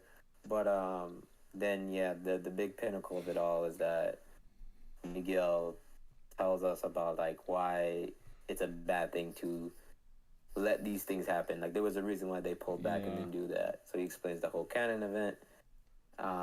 But that also reveals that in Miles's universe, that his dad has to die, because that's then true. usually the case is either you lose Uncle Ben, a Gwen has to die, or a captain of the police force needs to die. Yes. And as we know, Miles' dad is becoming the next chief. So he's like, oh shit, Miles is putting two and two together. Like, oh shit, mine's next. But at least I know now. In his head, he's like, at least I know I could stop it. Yeah. But Miguel is sort of put in the perspective, like, it has to happen. Yeah. Like, I'm sorry that it needs to happen there. And one of the other things that happened also in that is they were showing all these different universes in a web form, and they showed actually Tobey Maguire Spider Man, Andrew Garfield Spider Man. They were actually showing all the Spider Man. So this was like this kind of connected every Spider Man movie we've ever seen in this one scene, and they were like, oh, look at this, Uncle Ben died. Everyone here, Miles was the only one who had his parents and stuff. Everyone has been through their canon events. Everyone knows what's gonna happen. And so Miguel was like, "You can't stop this." And Miles was like, "Wait, what?" And then Peter B. Parker came, with what's the daughter's name? Mayday. Mayday. So he came. It was so cute. I loved that with the pink rope and Mayday hanging out in the carrier. And then when 2099 was just holding Mayday like, oh, Yeah. like didn't know The what to thing do. is that I find funny about that scene is that a lot of people think that Miguel is annoyed by Mm. Mayday and Peter B's like presence. But if you really look at it, Miguel is trying not to be attached to a kid. Because from what we understand, in his flashback, he had a kid of his own. Yeah, Or that's no, true. not from his flashback. He went into a world where he would have a kid. He And lost he his kid, went to the world where he had his kid, lost that kid again. Yeah, so he's like in this pinnacle of like I just want my kid back. I just miss the presence of being able to raise my daughter to the best of their ability, and that's gone. So like he's trying not to get attached to Mayday. Yeah. You can sense it because there's even a scene where if you look even closely, the only reason he lets go and puts it back in Peter B's hands is because the baby's reaching out for Peter. So he's like, Yeah. okay, I'm gonna give him what he wants. Yeah. He's not a bad person. From what we He's understand, not. he's not a bad person. For now, we'll see. Yeah. And so In then, my opinion, I don't think he is. I that goes to that something else. and after that, so we go to where we go after that. So they start chasing Miles because Miles is gonna go save his dad. He breaks up. Actually, they lock him up. They go back to the palm thing. They go where back it's to the more palm, serious. and then Happy was like, "Use your tips, use everything." And then he breaks it up. He's running, and then they're like, "Yo, capture Spider-Man!" And then it's like, Yeah. "What?" Then they had the Spider-Man meme. Was going. The Spider meme went on. Every Spider-Man was finding himself. Was like, "No, Miles Morales." And then they were running. That chase scene was crazy. The dinosaur Spider-Man, Cat was Spider Ranger, Spider Horse, and it was just a great So many fight varieties. scene. Yeah. And just how Peter's going there. Then he had an interaction with Peter B. Parker where he felt betrayed by his mentor. That was a good scene too. But Peter B's explained to him like, yo, if it wasn't Yeah. for you, I wouldn't have had this kid. I wouldn't have MJ back. Like I Yeah. don't know what to tell you, Miles. Like I'm just telling you right now, like your presence means something. And of course, like his watch betrays him. It's not him. He's not him. And then Miles Yeah. comes up with the plan, and then he goes back. It was a great scene. I'm not gonna spoil the whole scene. You basically seen it from the trailer. Miles, and then there's what's the Avatar Spider Girl? What's her The name? Avatar. Oh, Spider Bite. Spider Bite. Him and Miles. Did you see the video where Gwen got jealous? Cause Miles Yeah, and and they like were getting pulls him out. right Yeah, back and everything. yeah, I'm sorry, Glenn, but Spider Bite was looking out more than you were. yeah. Spider You Bite got to give her looked respect there. out. Spider Bite looked out, man. That's what we love her, Mm-hmm. And so Miles went back, and so there's this thing they used to send every. Also when they were walking back, we can't. They had so this has been going on since Miles became Spider Man. Anomalies have been happening. People have been going to different universes, wrong universes, Mm-hmm. and in the 2099 has been returning them. So they have this machine that looks horrible that actually Hobie Brown, Spider Punk think is inhumane. Mm-hmm. And so here, so they had Childish Gambino as the Prowler, which, as you know, Childish Gambino was the villain in the first Homecoming. Yep. So they had him as the Prowler here, so that was a good nod. And he was he was live action. He wasn't even animated, which was a good head nod because, as we could say, Childish Gambino had a lot to do with us having Miles Morales, Mm-hmm. is being the captain. So after that, and the thing is, when Miles goes back, you learn. No. Also, Miguel told Miles he was not supposed to be Spider Man.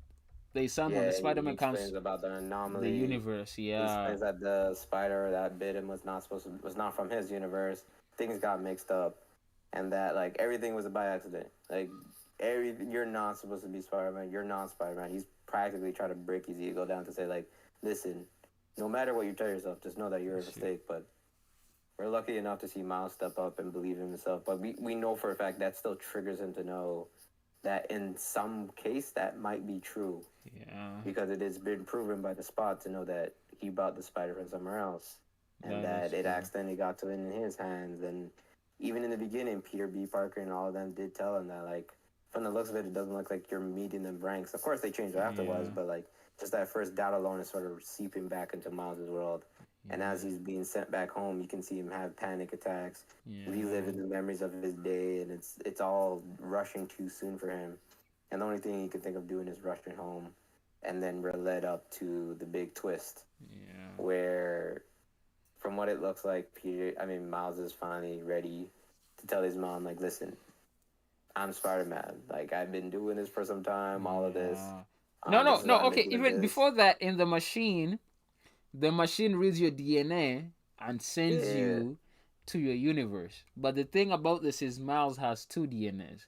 And so this machine read his Spider-Man DNA. And so continue Eighth Wonder. He was telling his mom. Yeah, so he's telling his mom, and then his Yeah. mom is sort of like shook. He's just like, "Well, motherfucking Spider-Man." And then even brings back the whole thing is like, is that something at Comic Con? Because even in the Yeah. first movie, they even teased Yeah. that like, oh, what's cosplay? And it's like, oh, you'll see that at Comic Con. It's like, what's Comic Con? So they true. bring that scene back, but then it's revealed that you find out that Miles is in the wrong universe. It's the right universe for the Spider, Yeah. but it's the wrong universe for himself. Yeah, and then And it all twists from that point onward, because then you're finally revealed that it's shocker after shocker after that's that. true. And But even then you find out the universe is fucked. the universe is fucked. And the thing that let us know is when he was talking about his dad, his mom was like, "Yeah, nah, what are you doing?" Yeah, Yeah. they're just like, what the hell's going on? And you start to put two and two together. You're like, Uncle Aaron is back. Yeah. The colors of this universe is different. You look at Yeah. Miles' room; it's completely changed. It's not longer that kid. It's sort of like similar to even like his uncles. Yeah, it's that. And then they're like, "What happened to your braids?" yeah. Yeah. And then I think from that point, like Miles sort of plays it off for a bit. Yeah. Until I'm gonna be real. I feel like the uncle knew about it. The the uncle moment knew because he did, looked that at was him. loud. Yeah, he was That hugging was him. loud. Yeah, he was hugging him and shit. Yeah. And I was like, "Yo, what, you hugging me?" And then so Like, he's so sensitive Yeah. all of a sudden. We got a mission at like 2 minutes. yeah. And so after that, they knew Miles got knocked out. He wakes up in the same position. In the same position he Peter B. had Peter B. Parker in, tied up to the punching bag. Mhm. Which I think that's a Miles thing across all the universes. Mhm. And then he's talking to Uncle Aaron, and then Uncle Aaron puts "Ain't No Love" in the heart of the city, And Yep. then you thinking he's the Prowler, and then he's like, "Nah, I'm not the Prowler." Then he throws the glove. No, he punches it. Then he throws the gloves, and Yep. then you see, Reveal that there's another one. yeah, with an And then I accent. think at that point, a lot of people were putting two and two together, like, Yeah, oh, like if this is a different universe, there has to be like another Miles. And then it's the reveal of everything, where it's like, yep, I'm Miles. You see the changes, like you can definitely yeah, see the similarities in character the design. The shoe. only difference is probably just like the braids and how serious he looks. He's not Yeah, as optimistic, but of course you can yeah, understand because of the world he lives in. And then you start to understand from his accent, you could tell that like, yeah, oh, like his dad is no longer part of his life, so his mom's been a bigger influence to teach him yeah. Spanish. And then he's His like, uncle is now a pinnacle parent yeah. in his life now, which is why he's more proud to go with the prowler look. Um, And then he's like, "Your dad is alive." And then eh, he's like, "If you don't free him, he's gonna die." And then he's like, "Why would I do that?" It was I think that's another thing that crazy. sort of twisted me with that, what they revealed, because I don't think he's like he doesn't ask like, "Oh, is your dad alive?" It's Miles who says like, "Oh, if I don't go back, my dad's gonna die," and then he says, Oh, "Your dad." So in oh, some way, I was there to believe that he sort of knows about this multiverse thing. He sort of knows about what his legacy could have been, but that has been robbed to him, and he yeah. understands that like, or it could just be a matter of like, listen, I lost mine. You got to deal with it too. And the thing also, his city looks, because his city is a city without Spider Man. It looks run down. Yeah, When Miles was running, it's like dark. It's like things are burning. It looks yeah. like You're even Bronx in the told through the radio 70s. station from Jay Jonah Yeah, saying that the Sinister Six have like they're taking over. They're pretty much owning casinos and all these places yeah. around. So you know that like without no Spider-Man, no one put them in their place. And that's it. And then to be continued. That's what happened, and that's how Hmm. the movie ended. And yeah, man. And oh, we've been streaming for 2 hours 30 minutes. Funny enough. Jeez. Jeez. So we're about to end it, and so before we end it, we're gonna discuss a few things. Who's the best Spider-Man? Who was the best characters in across the Spider-Man? Kobe off the bat. I'm gonna Hobie say off the Kobe off bat. the bat. Mm-hmm. Um, and I just have to go with Miles' development as a character Yeah. because like this one, I felt like he was strong-hearted throughout. Like he didn't really have any doubts. He did He was. everything at It the was his pinnacle of movie. his. Yeah. Yeah. So like that's what I'll go with. Who do you got on your list? I do got Hobie. Also before that, also yeah, Gwen Stacy collected the other Spider-Man, and he was coming to save Mm-hmm. Miles. But yes, I would say Hobie. He was my Mm-hmm. favorite one. Really liked 2099. I really, Yep. even though I didn't think he like his character was I did believe him. There's no Mm-hmm. point. I was not like this man is he's copying. He was like, yeah, this man's gonna kill Miles. Like Yep. Miles needs to get away. Really loved how they showcased the mom, because the last movie they showcased the dad a lot. This one they Yeah. showcased the mom. Really loved the spot. But if we're talking Spider Man's, it was Hobby. It was Hobie, and also Mm-hmm. because the last one it was Nick Cage. It was Spider Man Noir that took. That's true. And so it's funny that this fringe Spider Mans are the ones taking They really over. care in the movies and stuff, Yeah, you know. those are the ones Yeah. people are relating to the most. So I would say Hobie and the Spot were really like blew Mm-hmm. my mind. They really has like new characters really like And showed Mayday. us like where the story's gonna go. And Mayday. I really loved Yep, and Mayday. made it. With the mask. Well, When he was pointing at yeah, the window with the the Carissa mask. stuff, like she's like Oh, pointing out, and I'm like, yo. I was wondering if that's a matter of like she has her spider sense, because once again she's a kid, Yeah. right? So I don't know if that was it. And then she can swing. She has shooters. I love Mm-hmm. Mayday, man. Mm-hmm. Yeah. So yeah, man, and we really love this movie. Like, we'd give it a 10 out of 10 if it finished and ended, but it did not. Mm-hmm. You know. But then that brings up to this question now. Mhm. So now that we finished the whole plot, do you have any theories as to what the next one may bring? Yeah. I think they're gonna bring Shield into it, cause once you deal with the multiverse, you can either they decide to go smaller or anything. They say they're gonna spend more time in Hobie's world. Mm-hmm. They might bring Venom. There's gonna be more Mm. villains, so Sinister Six type stuff. Cause I think they're Mm. gonna have to face villains in the Miles universe too. Cause I think it might call Yeah. for backup stuff, things like that. And also, I think the mom's gonna die. Yeah, I have that on point because of that Mm. one last speech before they're like bringing back a cake. It's Yeah, either going to be the most sentimental moment where he actually brings back a cake, yeah. or it's going to be a matter of Miles bringing back a cake to his dad to say, "Look, Mom wanted this."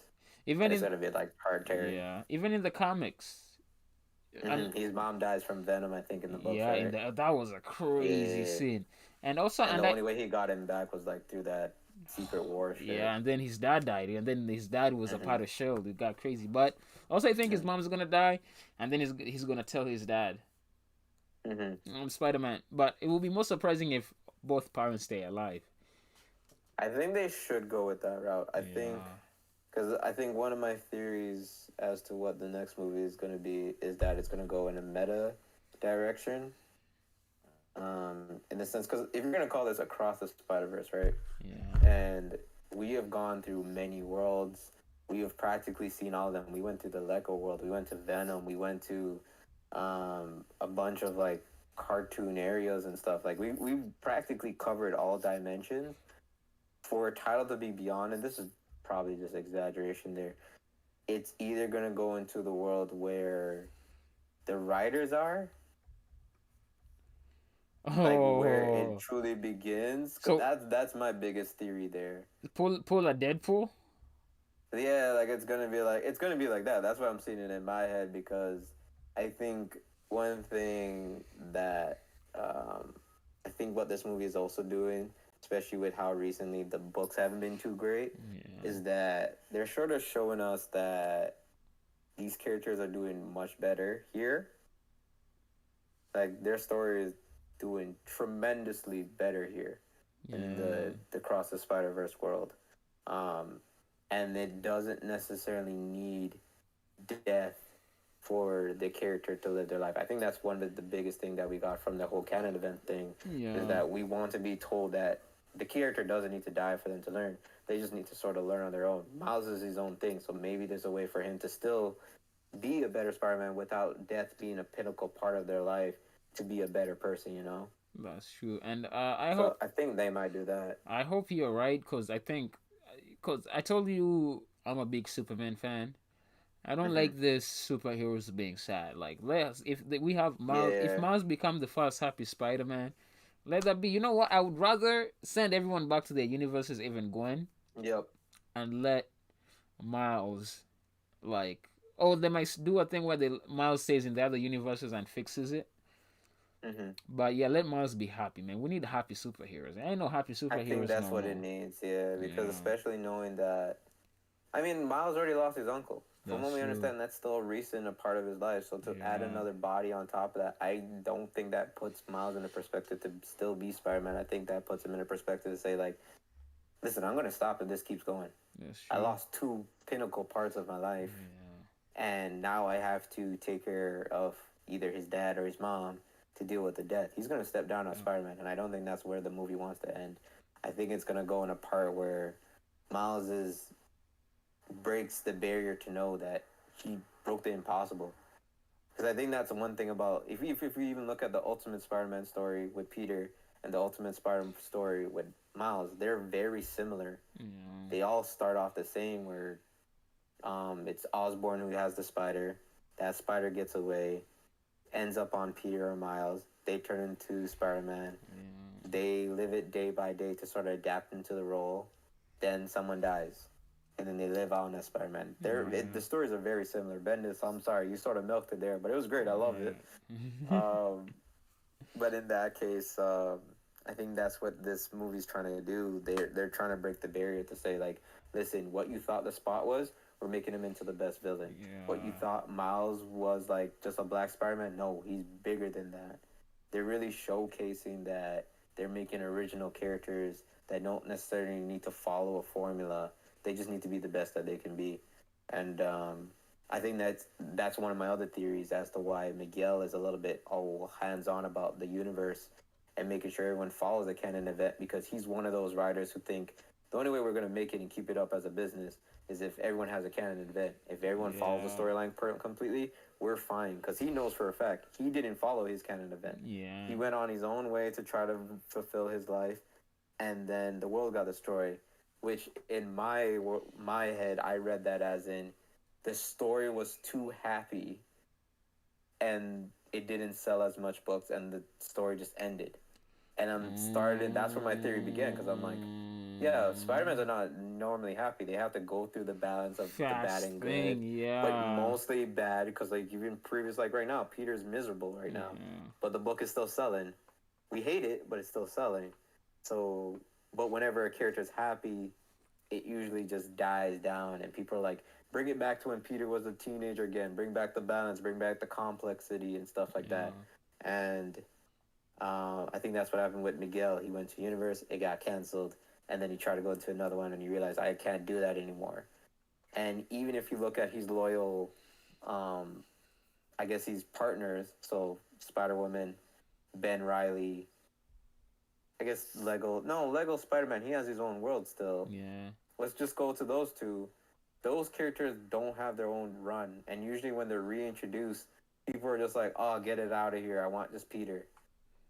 That's So I true. think it's a matter that the Spider Society is just a bunch of spiders that got a short run, or had a run that got canceled because it wasn't selling as much, Yeah. and Hobie then doesn't they have a lost their world run. that way. Yeah, Hobie doesn't have a run. Spider Hmm. Gwen doesn't have a run. They had like a short run, and then it got Yeah, canceled, and or like they were told like you're getting 8 issues and that's it. that's So they know true. for a fact, and that's where Spider Woman sort of has that little bit of remorse for them to be like, hey, let them come along with us. We know what's Yeah, going to happen to her. They're going to get canceled. that's true. And I do kind of agree with that because I think that's the premise of this. Like, let things happen. Let new writers come. Don't know for the Mm-hmm. fans and the writers. You don't dictate what Spider Man is or Mm-hmm. what he's gonna do. And I agree with you, man. That might be a good theory out there. That make getting cancelled is getting your universe destroyed. Yeah, like you may have to meet your maker, like your actual Yeah, maker, to let them know, like, listen, trust me on this. I'm doing yeah, my best ability. I'm gonna sell you these books. Just know my character. Write me as you would, and we'll be good. that's true. Straight up, because that's what happened with Miles. To be Yeah, honest, from the looks of what Miles's character was and how he was introduced, to be honest, I remember when he was introduced, I thought he would get canceled after 8 or 10 issues because yeah, that wasn't Spider-Man's first, I guess, apprentice. Because remember, there yeah. was someone before that in the 616 universe. There was Alpha. I There don't know was if anyone would know Alpha. that character. Yeah, He went through a similar accident than Peter, and Peter was his sort of his mentor, and that went to shit. And then after that, Alpha was never mentioned again. So Miles, I assume it would be the same thing, especially knowing how, as much as I wanted a black superhero, I know how much like the other communities have an influence to tell the writers, listen, you need to shut this down. It's not going to sell. yeah, Because that's how they are and shit. But gladly, I'm lucky to see Miles prosper and become the character that he is, where he's in every format now. He has a TV show, mm. he has his movies, he's in the video game, and his books are still running. So it's great to see that. I hope this inspires someone to get Marvel to stop being safe and we actually get a great Miles run. Mm-hmm. Yeah, I hope this inspires that. And also, we're gonna be ending here. Mm-hmm. I'm gonna review the new Stanley documentary, which I watched a few days ago. Yep. Amazing documentary, and is what you say, cause you have to remember they didn't want Spider Man from the beginning. Spider Man was canceled Yeah. as soon as it was detected. Spider Man was As canceled, soon as it right? was the idea, they're like, why would we do that? Yeah. So what Stanley said is he tried to fill as many problems on that few pages as he could. He's like, okay, he's going to school. He's a nerd. He can't pay rent. Mm-hmm. He's doing this, and so that's literally Spider Man's ethos. Is that he has problems. He's a superhero with a lot of problems. And Miles, he has his problems now, but the kids are liking Miles. I see it Miles a lot on TikTok. And that's what I tell the kids. I didn't have no black Spider Man. I was coming out Mm-hmm. the all Caucasian. Enjoy this. Everyone has a Spider Man now. It's a great times to be alive. It's really great, and it's also a matter of like, because I think there's another book. There's a series called Spider Verse. Yeah. Um, not the original one where they fight the Inheritors. There's one where it's specifically Miles, and he's going across like every single funny universe. I think it's like a 6 issue series, and at the end of the book, it gives like every artist the ability to show their spider sona. That's what they call Yeah. it. Yeah. It's where like you can design a Spider-Man either to your preference, down to something that either Mm, represents you or just a concept, and they allowed a lot of us. Spider Verse alone has allowed a lot of us to sort of showcase a different version of what Spider Man can be with crazy designs. They're beautiful if you ever get the chance to see it. Yeah. So I'll check that out too. But yes. And so yo, we went like it's 2 hours 40 minutes. It was only supposed to be an hour and a half, but look at that. That's crazy. But yes, so this has been the first Pool Bin episode, issue number 1. You know, your host for the day is me, Edmundo. As you can see, you can find me at soul at S0UL.ITUDE and Eighth Wonder at EIGHTHWXNDER. As you can see, our tags are there. Also, Ninth Wonder is an artist and illustrator, so this is more special to him because he understands what's going on. He knows how much work it went to have something like this. Like every scene is a movie, is a screensaver. And so this is a new a new comic book day podcast, and so you'll be seeing us every Wednesday. You know. So yes, do you have a last thing you want to tell to the people, Eighth Wonder? Support your local comic book. Support your local comic Keep books. looking up new stuff. Share it around. Don't be afraid. Don't gatekeep books likes that they deserve because they put a lot of work into that. And yeah, I guess that's it. This is the Pool Bin. Yes, this is the Pool Bin. See you next Wednesday. Peace. Later, guys.